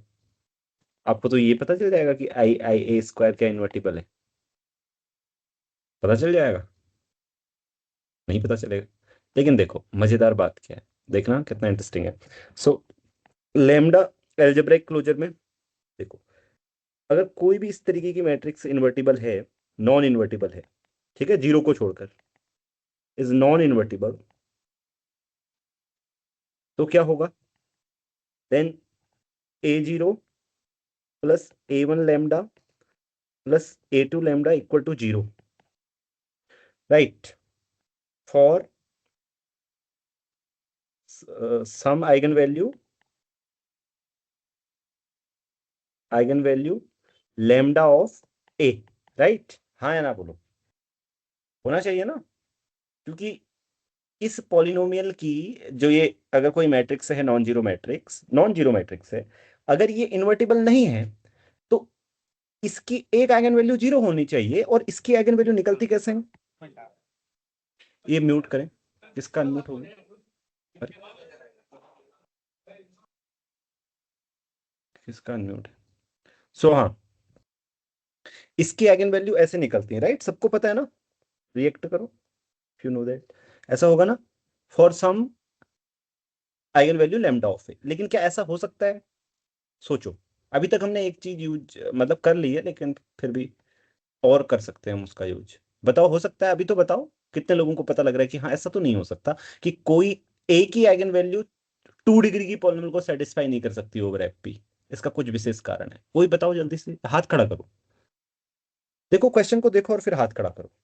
क्या एक ही कोई आइगन वैल्यू 2 डिग्री की पॉलिनॉमियल को सेटिस्फाई कर सकती है? 2 डिग्री की पॉलिनॉमियल का रूट हो सकती है, ये आपको पता लगना चाहिए। देखो ये सिंपल क्वेश्चन आपसे मैं पूछ रहा हूँ, पूरा क्वेश्चन ध्यान से पढ़ो, उसमें एक वर्ड है वो आपको बता देगा कि नहीं नहीं ऐसा नहीं हो सकता। आपको अलजेब्रा में ये चीज आप कई बार पढ़ते हैं, आपके पास क्वेश्चंस आते हैं ना अलजेब्रा में question, which of the following polynomials are irreducible etc वगैरह ऐसे करके। आप उसमें कुछ यूज करते हैं, अरे 2 या 3 डिग्री की पॉलिनॉमियल है तो इसका मतलब भी रिड्यूसिबल हो जाएगी, अगर ऐसा होगा तो 4 डिग्री की होगी तो अरे इसमें तो ऐसे करना होगा, आइंस्टीन क्राइटेरियन से हो रहा है या 2 फैक्टर हो रहे हैं। लेकिन 2 या 3 डिग्री की पॉलिनॉमियल हो तो सिर्फ रूट से काम चल जाता है, राइट? तो क्योंकि इरिड्यूसिबल है इसकी कैरेक्टरिस्टिक पॉलिनॉमियल, उसके रूट्स नहीं हो सकते एफपी में, तो ये रिड्यूस हो जाएगी। तो ये क्या बोल रहा है, एफपी में रूट हो गया, ठीक है? तो इसलिए हर कोई नॉन जीरो मैट्रिक्स इसके अंदर इन्वर्टिबल होगी, तो ये फील्ड हो जाएगा। इसलिए मैंने ये लिखा था, मैं सिर्फ आपसे ये जानना चाहता था कि कितनी मैट्रिक्स यहाँ पे इन्वर्टिबल है। हाँ, वैसे तो नहीं नहीं, एक चीज मैं आपको यहाँ पे, मुझे थोड़ा सा सुधार कर देना चाहिए मुझे। मैं यहाँ पे एम सॉरी, यहाँ पे मैं ML3 लिखूंगा, ठीक है? ML3 FP ए इन्वर्टिबल मैट्रिक्स है, बट एक्स वो सारी मैट्रिक्स हैं जो इसके साथ कम्यूट करते हैं। हालांकि फर्क नहीं पड़ रहा है अभी, बट लिखना ये चाहता था मैं। जनरली ऐसा होगा नहीं कि सारी मैट्रिक्स ही इन्वर्टिबल होंगी, नॉन जीरो नहीं, तो इसमें जीरो आएगा ही नहीं, तो वेक्टर स्पेस कैसे बनेगा? आप लोगों ने मतलब ये लिखने में वो है, लेकिन समझे आप वही शायद जो मैं समझाना चाहता था ना, राइट? सर ये तो ए का सेंट्रलाइजर होगा ना? हाँ हाँ, सेंट्रलाइजर है, सेंट्रलाइजर फील्ड भी होते हैं, अलजेब्रा भी होती है, एफपी तो देखो हाँ हाँ हाँ सर। सेंट्रलाइजर है ऑब्वियसली। ठीक है, ठीक है, तो कुछ पता चल रहा है?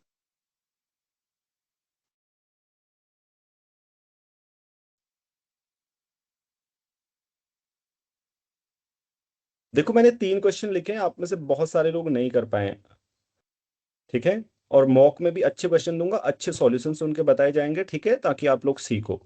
हाँ करण। सर हाँ सर इसमें ये जितने एक्स है सर, मतलब ये जो फॉर्म है, जो ए का जो पॉलिनोमियल लिखा है आपने एन के अंदर, सर ये तो ए के साथ कम्यूट करेंगे, गारंटी है। लेकिन हाँ हाँ, सिर्फ लेकिन यही इसका जो करेंगे सर, ये रिवर्स से कैसे पता रिजल्ट चल रहा रहेगा वो आप इसको याद रखो। मतलब फिलहाल के लिए कैरेक्टरिस्टिक मिनिमल पॉलिनोमियल एक होती है तो वो करता है, मैंने कई बार क्लास में ये करवाया है। मतलब कैनोनिकल फॉर्म से होता है इसका proof, cyclic vector step by step होता है। Okay, but I have used it a है? लॉट अच्छा। ऑफ टाइम्स, और पिछले क्रैश कोर्सेज में भी बोला है, तो अभी इसके लिए फिलहाल के लिए दिमाग में रख। ओके, एनबीएचएम के क्वेश्चन में आया था ये, अगर 2021-20 के आसपास अगर देखो तो इससे संबंधित मतलब कम्यूटिंग है तो ऐसे होगा, मैंने वो सॉल्यूशन करा के रखे हुए हैं। तो देखा करो बच्चों, इसलिए प्लेलिस्ट के बारे में मैंने, जो नए बच्चे हैं सुन लो, प्लेलिस्ट के बारे में बात की ना, जहाँ बहुत सारे सॉल्यूशन हैं उनको देखना, बीच बीच में ऐसी चीजें आपको सीखने को मिलेंगी। मैं एक क्वेश्चन को सॉल्व ही नहीं कराता, उसके साथ बहुत कुछ चीजें सिखाता हूँ, केवल सॉल्यूशन ही मेरा उद्देश्य नहीं होता है, ठीक है? देख लीजिएगा। तो ठीक है, इंटरेस्टिंग था ना क्वेश्चन?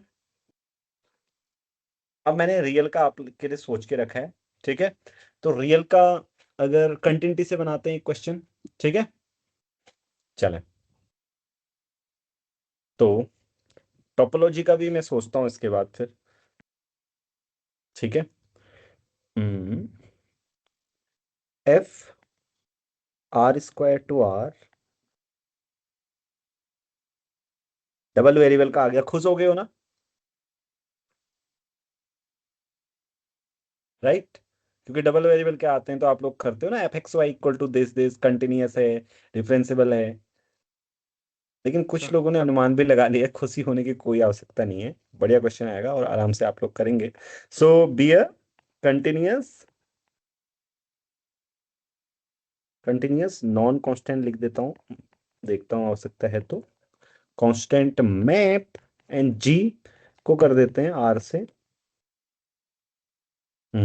आर स्क्वायर में। ठीक, सो बी कंटिन्यूअस। ठीक है, फिर मैं आगे देखता हूँ ऑप्शन बनाते वक्त क्या जरूरत है देन। ठीक है, F can be one one, can be injective, G can never be open, never be open. And the third one is okay, that is good. F has either no zeros, ये तो आप लोगों ने भी अनुमान लगा लिया होगा ना, क्योंकि इसमें थोड़ा बहुत कुछ डिस्कस हुआ था, और इनफाइनेटली मैनी जीरोस। वो कंटिन्यूटी डिफरेंशिएबिलिटी आप लोग सब करके आए हो, इसीलिए तो मेरे पास आए हो। वो कराने की जरूरत नहीं है ना, F X equal to this X square Y over this, ये कराने की आवश्यकता है कि कौन सा फंक्शन ये कंटिन्यूस होगा 0 0 पे, डिफरेंशिएबल होगा या नहीं, राइट? ऐसा एक्सपेक्ट नहीं करते ना आप मुझसे, नहीं तो मैं बना सकता हूँ उस टाइप के क्वेश्चन भी on the spot if you need, right? Okay, तो कुछ ऐसा जो तुमने सीखा नहीं है 6 महीने में, वो 20 दिन, 20 दिन में सीखोगे। नहीं, जितने भी हमारे पास दिन है अब 18 दिन में, तब तो हुई ना बात क्रैश कोर्स की, नहीं तो फिर बात ही क्या है। तो जी कैन बी इंजेक्टिव। चलो स्टार्ट करो। मैं सोचता हूँ किसके लिए सोचूं अगला क्वेश्चन। सर हाँ सर पिछले क्वेश्चन में अगर सर हाँ नंबर ऑफ सिमिलर हाँ, वो matrices to A, right right वो राइट, भी तो हो गया। वो मैं बताना भूल गया। यस, तो फिर कैसे निकालेंगे, चलो बता दो, तुमने सोच ही लिया होगा। हाँ सर वो से वो फॉर ये लगा के group by like the centraliser like yes हाँ, नंबर ऑफ एलिमेंट्स। और GL3 FP ओवर इसका ऑर्डर तो Na का ऑर्डर से डिवाइड कर दो और आपको नंबर ऑफ सिमिलर मैट्रिसेस में मिल जाएंगे। yes, ये क्वेश्चन ना MBHM में इंटरव्यू में तक पूछा था, मतलब पल्लवी बोल रही थी मुझसे कि सर, अच्छा एक क्वेश्चन ना जो हमने NBHM में पहले किया नहीं था, मैंने बोला कौन सा, वो मुझसे इंटरव्यू में पूछता, आ गया मुझे, काउंटिंग मुझे थोड़ा प्रॉब्लम करती है, बट वहां पे किया था तो आ गया। ओके, सो ये भी तुम कर लेना आगे। तो देखो, चलो आगे करो। अब इसके बाद कौन सी बारी है मेरी, क्या सोचूं, बोलूं? क्या बचता है, टोपोलॉजी के अलावा तो कुछ बचता नहीं है। अप्लाइड में क्या ही सोचना, वही क्वेश्चन आते हैं, एक ही जैसे आते हैं, कुछ नए ज्यादा आते नहीं है। ठीक है, आपको भी पता होता है एक कौची प्रॉब्लम आएगी, पैराबोलिक, हाइपरबोलिक, इंटीग्रल इक्वेशन में वही, वोल्टेरा फ्रेडहोम, COV में वही, एक्सट्रीमल, राइट? कुछ न्यू ऐसे आता नहीं, एक आध आते हैं। सो जहां आते हैं वहां ही सोचने को बोलिए। टोपोलॉजी में सोचो अगला, टोपोलॉजी तैयार भी की है। चलो ठीक है, इतना काफी है, पहले आप इसको करो, तब तक मुझे लग रहा है we will be running out of time.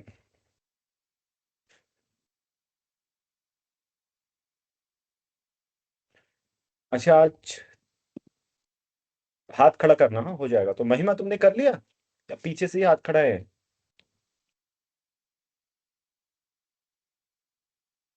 पहले नीचे कर लो हाथ।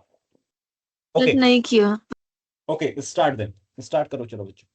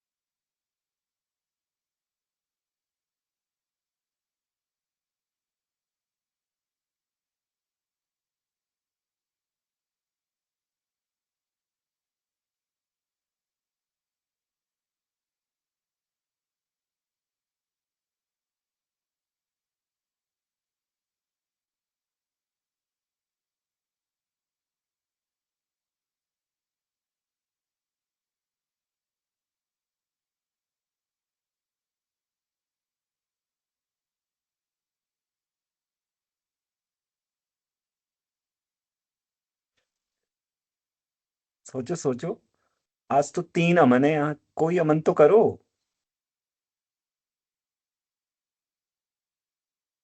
सर फर्स्ट 3 तो हो गया, पर मुझे पता है तुमसे कौन नहीं हो रहा है श्री सिंधु।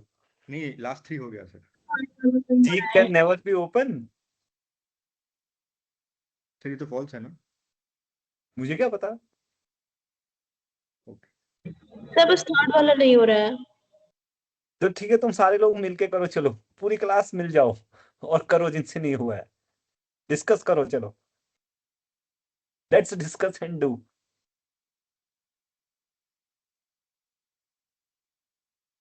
अब मतलब टाइम वो हो गया है अब, ठीक है अमन तुम बताओ कौन सा सही है।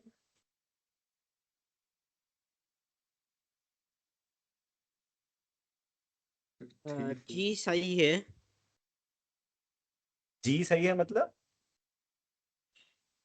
मतलब 4 सही है। और सही है। और कौन कौन सा सही है वो बता दो मुझे बस। 3 भी सही है सर। अच्छा और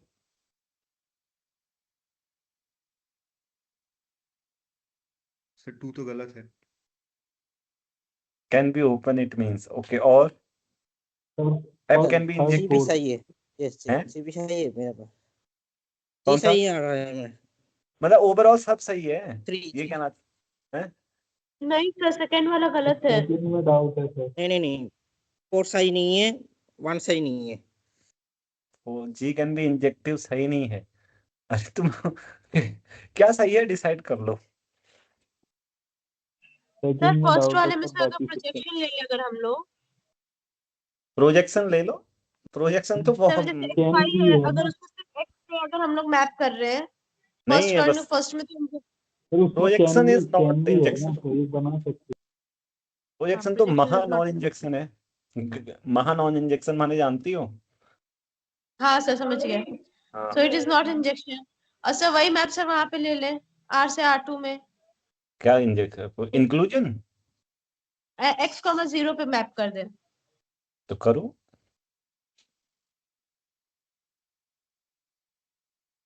इंक्लूजन तो 1 1 ही होगा, ठीक है कंटिन्यूअस भी है।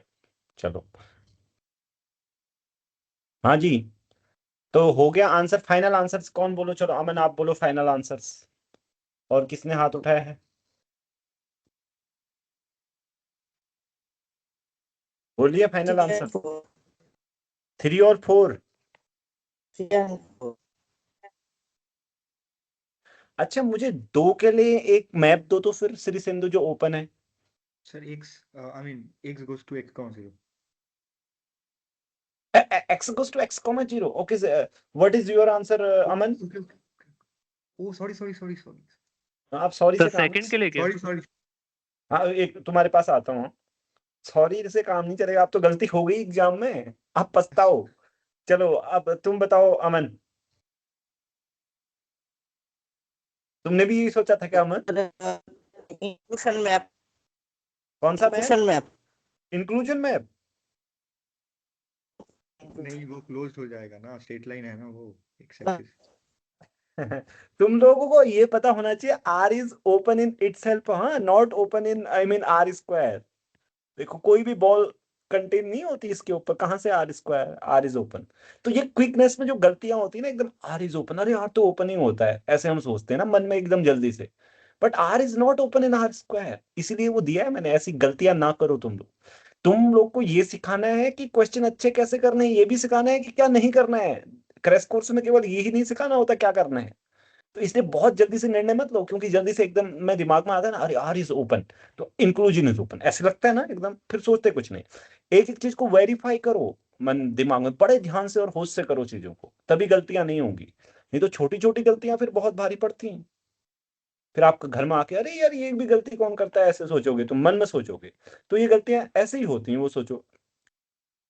बोला ना आपने, किसी ने यही सोचा होगा आर इज, आर तो सब फुल सेट है, ओपन होता है बस।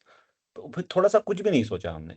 हमको हमेशा पीछे भी देखना चाहिए, आर इज ओपन मत बोलो जब दो चीजें होती हैं, R is open in R square, इतना भी बोलो अपने मन के भीतर, तभी आपकी बात बन जाएगी। केवल जैसे एक्स स्क्वायर प्लस 1 इरिडिसिबल मत बोलो, इरिडिसिबल ओवर क्यू बोल दो, कुछ चाहता नहीं है, इरिडिसिबल ओवर आर बोलो, इरिडिसिबल ओवर सी बोलो।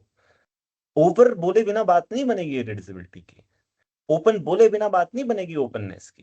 क्यों? जब या तो एक ही चीज हो, आर आर ही हो तो ठीक है, ओपन बोलो बनता है बात, लेकिन आर और आर स्क्वायर है तो फिर ओपन मत बोलो। हम डी वाई डी एक्स क्यों यूज कर रहे थे? फिर आपसे मैंने पूछा था अब वाई और एक्स छोड़ दूं, आपने बोला था हाँ छोड़ दीजिए। अब हमें पूरी तरीके से कोई संदेह नहीं है कि हम गलतियां करेंगे, लेकिन मन में नहीं छोड़ना है। मन में छोड़ दिया तो गलत हो गया फिर, और ये गलतियां फिर आपको लगेगा कि हमको तो आता ही नहीं, एग्जाम क्वालिफाई नहीं होगा। आपको आता है, आप ऐसी गलतियां कर देते हैं जल्दी से। अगर आप सही से मन से पूरे होश से इस तरीके से सोच के एग्जाम में करो तो आपके अच्छे मार्क्स आएंगे, राइट? आपकी गलतियां नहीं करने की वजह से आप फेल हो गए हो, ऐसा नहीं होना चाहिए। चलो ठीक है, हाँ तो फिर आगे बोलो। आप रेक्टिफाई करो अपना सॉल्यूशन और हाथ खड़ा करो। देखो मैंने 4 क्वेश्चन आपको कराए, कितना कुछ सीखने को मिला। हमने 4 क्वेश्चन किए हैं और कितना कुछ सीखा क्वेश्चन के थ्रू। यही कॉन्सेप्ट भी बताए जा सकते थे कि भाई ये होती है ऑटोमॉर्फिज्म, याद करो, ये होती हैं ये सब याद करो। नहीं याद होगा, अब आपको होना ही होगा। अगर आपने समझा होगा तो कोई आवश्यकता ही नहीं है कि यह कह देने की इसको याद करो, इसको स्मरण करो। ठीक है, तो यही तरीका रहेगा पूरे क्रैश कोर्स में। आपको आवश्यकता नहीं पड़ेगी, याद हो ही जाएगा। आपको कराना होगा, आपके दिमाग का व्यायाम होना चाहिए। ठीक है, चलिए सोचो दूसरा वाला क्वेश्चन। हम्म हम्म। तो फर्स्ट तो सर नहीं होगा। राइट, फर्स्ट तो नहीं होगा, शाबाश। चलो फिर सेकंड। सर देखो फर्स्ट के लिए मैं बोल देता हूँ से पहले इसको बोल देता हूँ, can be injective, it can not B injective. देखो ये आर स्क्वायर है आपका, इससे अगर ये इसकी इमेज होगी कुछ भी, नॉन कांस्टेंट मैप बोला है हमने, जो भी इमेज है आर में, ठीक है, ऐसे इमेज सोच लो। इमेज के अंदर से एक पॉइंट रिमूव करो, इसकी प्री इमेज ये है मान लो, ठीक है। अब जो यहां बचा, ठीक है, ये यहां पर कर सकते हैं। हाँ अगर ये इंजेक्टिव है इसलिए, नॉन इंजेक्टिव होगा तो ऐसा भी हो सकता था कि कोई और पॉइंट भी इस पे जाता, तो फिर ये आर्ग्यूमेंट लगाते वक्त ध्यान रखना अगली बार, इंजेक्शन यहाँ पे यूज हो रही है। तो अब जो बचा R square minus this point, उसकी इमेज क्या होगी? उसकी इमेज होगी ये और ये, और आर स्क्वायर में से ये निकालने के बाद भी वो जो स्पेस होगा वो कनेक्टेड सब स्पेस होगा इसका, आर स्क्वायर का, राइट? तो कनेक्टेड सब स्पेस की इमेज 2 पार्ट में कंटेन होगी। हमने बीच में से कोई पॉइंट निकालना है ऐसे सोचना, हाँ ऐसे नहीं कि एंड पॉइंट निकाला है हमने, मतलब इमेज का, ऐसे आप निकाल सकते हैं ना, क्योंकि नॉन कांस्टेंट मैप है तो इमेज कनेक्टेड होगी तो इंटरवल को कंटेन करेगी। ये सब सोच लो आप अपने मन में, ठीक है। कंटिन्यूअस मैप है तो गड़बड़ हो जाएगी, इसका मतलब ये पहला वाला ट्रू नहीं है। आपको ऐसे ऐसे क्वेश्चन आते हैं नेट में। हाँ 2020 में जाकर देखो, CSI नेट 2020 सेम क्वेश्चन आया, मैं अगर करेक्ट मुझे याद है तो, ठीक है। पार्ट सी में है वो क्वेश्चन, रियल एनालिसिस में, ठीक है। अब लेकिन उसके पीछे जी वाला नहीं है, ऐप के बारे में ही है, ऑन टू होगा नहीं होगा इस तरीके से। सो समझ में आया ना पूरा आर्ग्यूमेंट? सर एक बार और बता दीजिए। कई बार बताया जा चुका है ये पीछे भी। हाँ पहले में इस क्लास में देखो, आप सोचो कि इसकी इमेज है कुछ, उसमें ओपन इंटरवल होगा ना, नॉन कांस्टेंट होगी इसकी image, continuous non constant map है तो इसकी इमेज कनेक्टेड होगी, कनेक्टेड इंटरवल्स होते हैं तो ये कोई इंटरवल होगा, इंटरवल के बीच में से कोई एक पॉइंट अपने मन से फिक्स करो, उसकी प्री इमेज देखो ये है, मान लो कहीं ना कहीं होगी आर स्क्वायर में, ठीक है। अब आप सोचो कि आर स्क्वायर में से ये निकाल दिया मैंने, निकालने के बाद ये जो पूरा बना रहा ये कनेक्टेड बना रहा, तो इस कनेक्टेड सब स्पेस की इमेज कनेक्टेड होनी चाहिए अंडर कंटिन्यूअस में, लेकिन वो कंटेन कहाँ करेगी? क्योंकि अब ये पॉइंट किसी और की इमेज नहीं हो सकता, क्योंकि हम इंजेक्शन की बात कर रहे हैं, ठीक है। तो अब जो इमेज होगी वो यहां और यहां कंटेन करेगी, ठीक है, इसको छोड़कर, तो वो तो डिस्कनेक्टेड हो जाएगा, कनेक्टेड की इमेज डिस्कनेक्टेड, तो इसका मतलब हमारा मानना गलत है कि एफ इंजेक्टिव हो सकता है, तो ये ऐसा नहीं हो सकता। जी कैन नेवर बी ओपन, जी कभी ओपन नहीं हो सकता, इसको सोचो आप लोग, ठीक है। एफ हैज इधर नो जीरो और infinitely many zero, same argument, मान लो फाइनेटली मैनी जीरो है, और फिर उनको ऐसे ऐसे यहाँ पे इंगित करो और उन सबको निकाल दो, फिर भी कनेक्टेड बना रहेगा स्पेस, उसकी इमेज देखोगे तो डिस्कनेक्टेड दिखाई पड़ेगी, ठीक है। ऐसे करके सोचना, सेम आर्ग्यूमेंट है आई मीन। और दूसरा आर्ग्यूमेंट मुझे एक बहुत अच्छा लगता है, वो मैं आपको बोल देता हूँ, चलो ठीक है।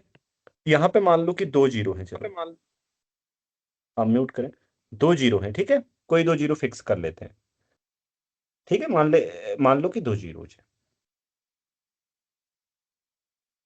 ओके।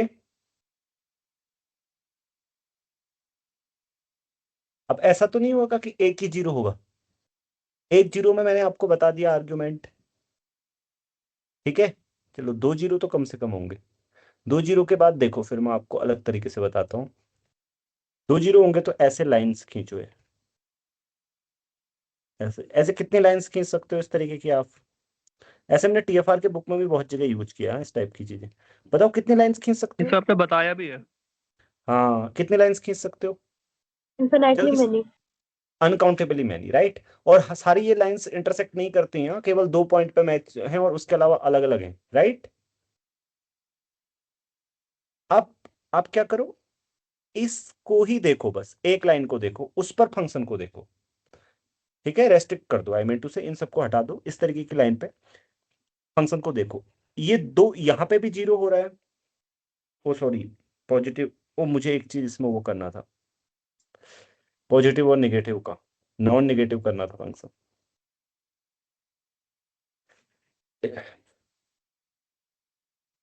मतलब इस वाले आर्गुमेंट को लगाने के लिए मुझे पॉजिटिव निगेटिव करना पड़ेगा, राइट, कि ये positive as well as negative value लेता है ऐसे करके, क्योंकि नो जीरोज भी हो सकते हैं ना, जैसे for example x square plus y square, अगर एक जीरो, हाँ तो ठीक है, वही वाला आर्गुमेंट यूज होगा, नहीं तो नॉन नेगेटिव फंक्शन में मैं जो ऐसे करके बताया था वो भी कर सकते हो, ठीक है।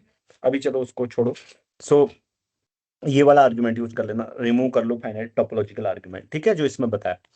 तो अब आते हैं जी कैन बी इंजेक्टिव, हाँ जी इंजेक्टिव हो सकता है, ये बहुत ही सिंपल मैप है, ठीक है। देखो X goes to X slash zero, sorry X comma zero, this is injective and continuous map, so ये ट्रू है, G can never be open. अच्छा चलो मान लो जी इज ओपन, ये भी ट्रू है, जी इज ओपन।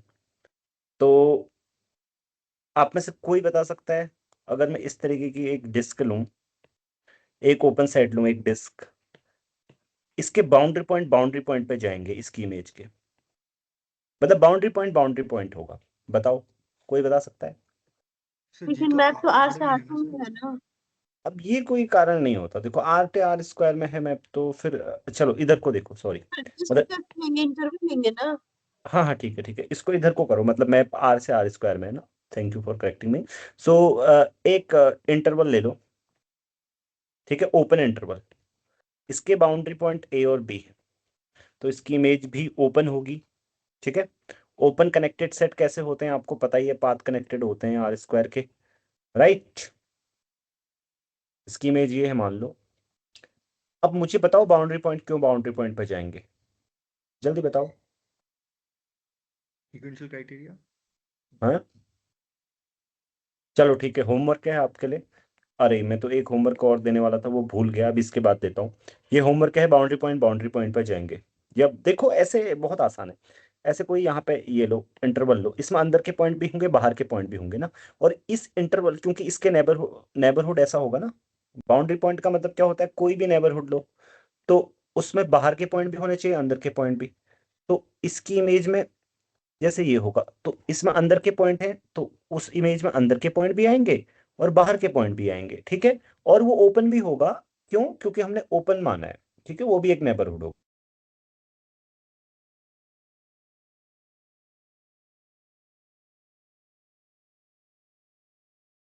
करके देखेंगे, ओके। तो अब इसके पास कितने बाउंड्री पॉइंट है बताओ, दो। उसके पास कितने होंगे? Infinitely many. तो क्या संभव है?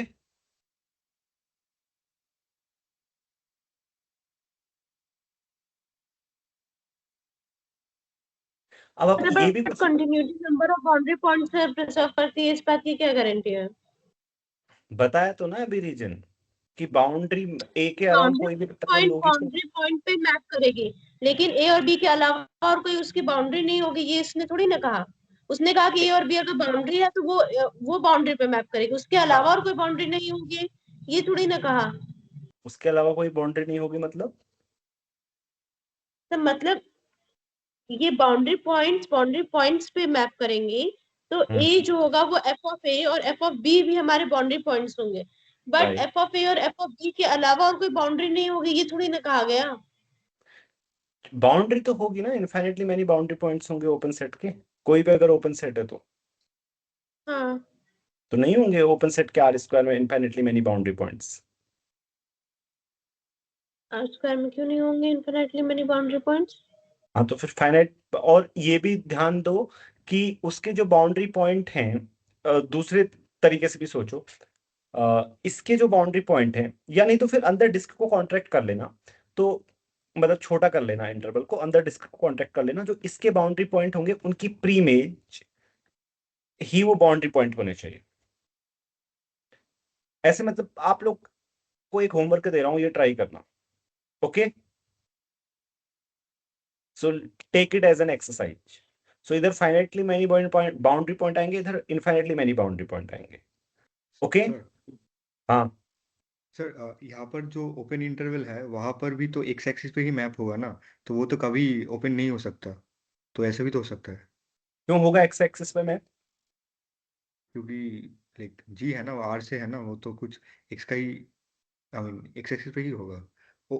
होगा एक्स एक्सिस पे, जी है तो आर का पॉइंट तो ऐसे जाएगा ना, आर इक्वल टू इस तरीके से जाएगा, F1R F2R ओके ऐसे। अच्छा अच्छा अच्छा, हाँ हाँ वही तो। ध्यान से देखो, चलो ये चीजें करना, तुम एक बार थोड़ा सा टाइम स्पेंड करोगे तो समझ जाओगे जो मैं आर्गुमेंट बोल रहा हूँ, ठीक है? ऑन द स्पॉट क्लियर करने की प्रयास करोगे, थोड़ा देर लगेगी। So we are also running out of time, I think it's good time to stop today. So and फिर कल करते हैं, कल मैं आपको 2025 का सॉल्व करके दिखाऊंगा। ये चीजें मैंने आपको इसलिए कराई just to show you that how your mock exam is going to look like, okay?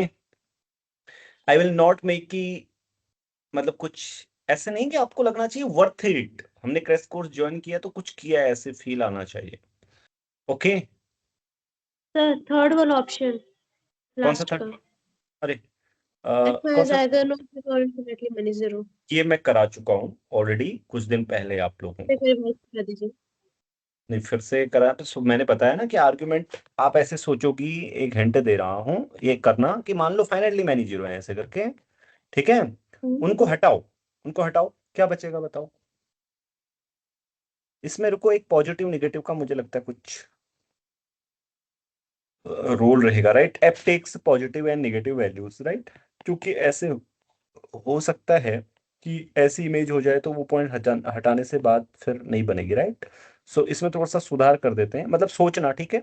ये होम ऐसे ध्यान रखना इसको जब तुम घर में करोगे, तो ये पॉइंट है, अगर फाइनली यहाँ तो डिस्कनेक्टेड हो जाएगा, लेकिन ये नेगेटिव वैल्यूज भी लेना चाहिए, ओके? नहीं तो एक्चुअली देखो बात ऐसी भी हो सकती है कि हम इसको क्या कर सकते हैं, फाइनली मैंने जीरो अदरवाइज हो सकते हैं क्या, फिर सोचना अलग डायरेक्शन में, क्योंकि ये जीरो अगर हमने इसकी इमेज में आ रहा होगा तो ये जीरो हट जाने से भी ये कनेक्टेड ही रहेगा, वो वाला आर्ग्यूमेंट फिर काम में नहीं आएगा। तो f takes both positive and negative values भी लिख देते हैं, ठीक है, इस क्वेश्चन के लिए। और नॉन कांस्टेंट में और टेकिंग बोथ पॉजिटिव एंड, अच्छा फिर तो एक जीरो हो ही जाएगा, राइट? सो हाँ ये आर्ग्यूमेंट, एक मिनट, टोपोलॉजिकल आर्ग्यूमेंट वैलिड रहेगा फिर, देखो। So could you think about it and let me know tomorrow? Okay, then I will correct it. ठीक है, इस क्वेश्चन को फिर मैं आपको पूरा बताऊंगा। So take it as a homework for today. So we have spent enough time. आज हमने काफी समय बिता लिया है, तो अभी यहाँ रुकने का समय है। हाँ लेकिन उससे पूर्व आप सभी लोगों के लिए कुछ वो कार्य, ठीक है? अगर प्रीवियस ईयर सॉल्व नहीं किए हैं, अभी भी समय है, प्रीवियस ईयर सारे लोग सॉल्व कर लेना। मैंने आपको बताया सारी प्लेलिस्ट अवेलेबल हैं, कहाँ पर प्लेलिस्ट देखनी है फिर से बता दूं। यहाँ पे ऐसे बच्चे हैं जिनको नहीं पता है,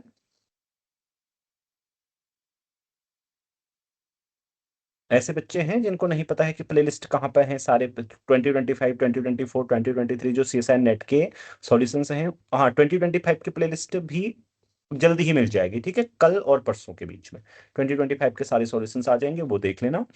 और कोई बच्चा ऐसा है जिसको नहीं पता है कि कहाँ पर है, मैं यहाँ पर स्क्रीन प्रेजेंट करके दिखा देता हूँ, अदरवाइज मैं कल क्लास के फर्स्ट में दिखा दूंगा, ठीक है? मुझे याद दिलाना, कोई बच्चा फर्स्ट में लिख लो, इसको नोट डाउन कर लो, ताकि औरों को भी पता चल जाए, ठीक है? वो सब कर लेना जिन्होंने कर ली हैं, TFR के सॉल्यूशंस पूरे कर ले जाना, पूरे बहुत ही हेल्पफुल होते हैं। ओके, स्पेशलिटी है एफआर के, क्योंकि एनबीएचएम उसमें तो आप बहुत कुछ सीखते हैं, वो भी बहुत हेल्पफुल होते हैं, राइट। बट टीएफआर के ज़्यादा ही कुछ, क्योंकि मैंने आपको बताया ना, जब मैं भी जाता था तो टीएफआर के करके जाता था, क्योंकि मैंने नेट के किए होते हैं, जिन्होंने नेट वगैरह के कर लिए हैं। और बुक ई बुक देख लेना, जिसको इच्छा हो मतलब पढ़ने की, वो पढ़ लेना, ठीक है। मैंने आपको दिखा दिया है, काफ़ी हेल्पफुल और बहुत कुछ उसमें सीखने को मिलेगा बीच बीच के सॉल्यूशंस में आपको वो। और मॉक टेस्ट के लिए फिर आगे आगे चीज़ें फिर बताते रहता हूँ, ठीक है, कल मिलने के बाद, ठीक है। और कोई समस्या हो, कोई प्रॉब्लम हो तो सीधे मुझे कांटेक्ट कर लीजिएगा मैसेज करके, ओके। चलो आज के लिए क्रैश सर कोर्स इतना ही, हाँ ठीक है, मैं आपके पास आता हूँ। इससे कोर्स से संबंधित है क्या कुछ इसमें? अदरवाइज मैं रिकॉर्डिंग स्टॉप कर दूं? सर वही क्वेश्चन से जो क्या लास्ट है किसके इससे संबंधित है सर, या कुछ और? मतलब हाँ सर, लास्ट वाले क्वेश्चन से रिलेटेड। ठीक है, जो होमवर्क दिया है उससे वो है क्या?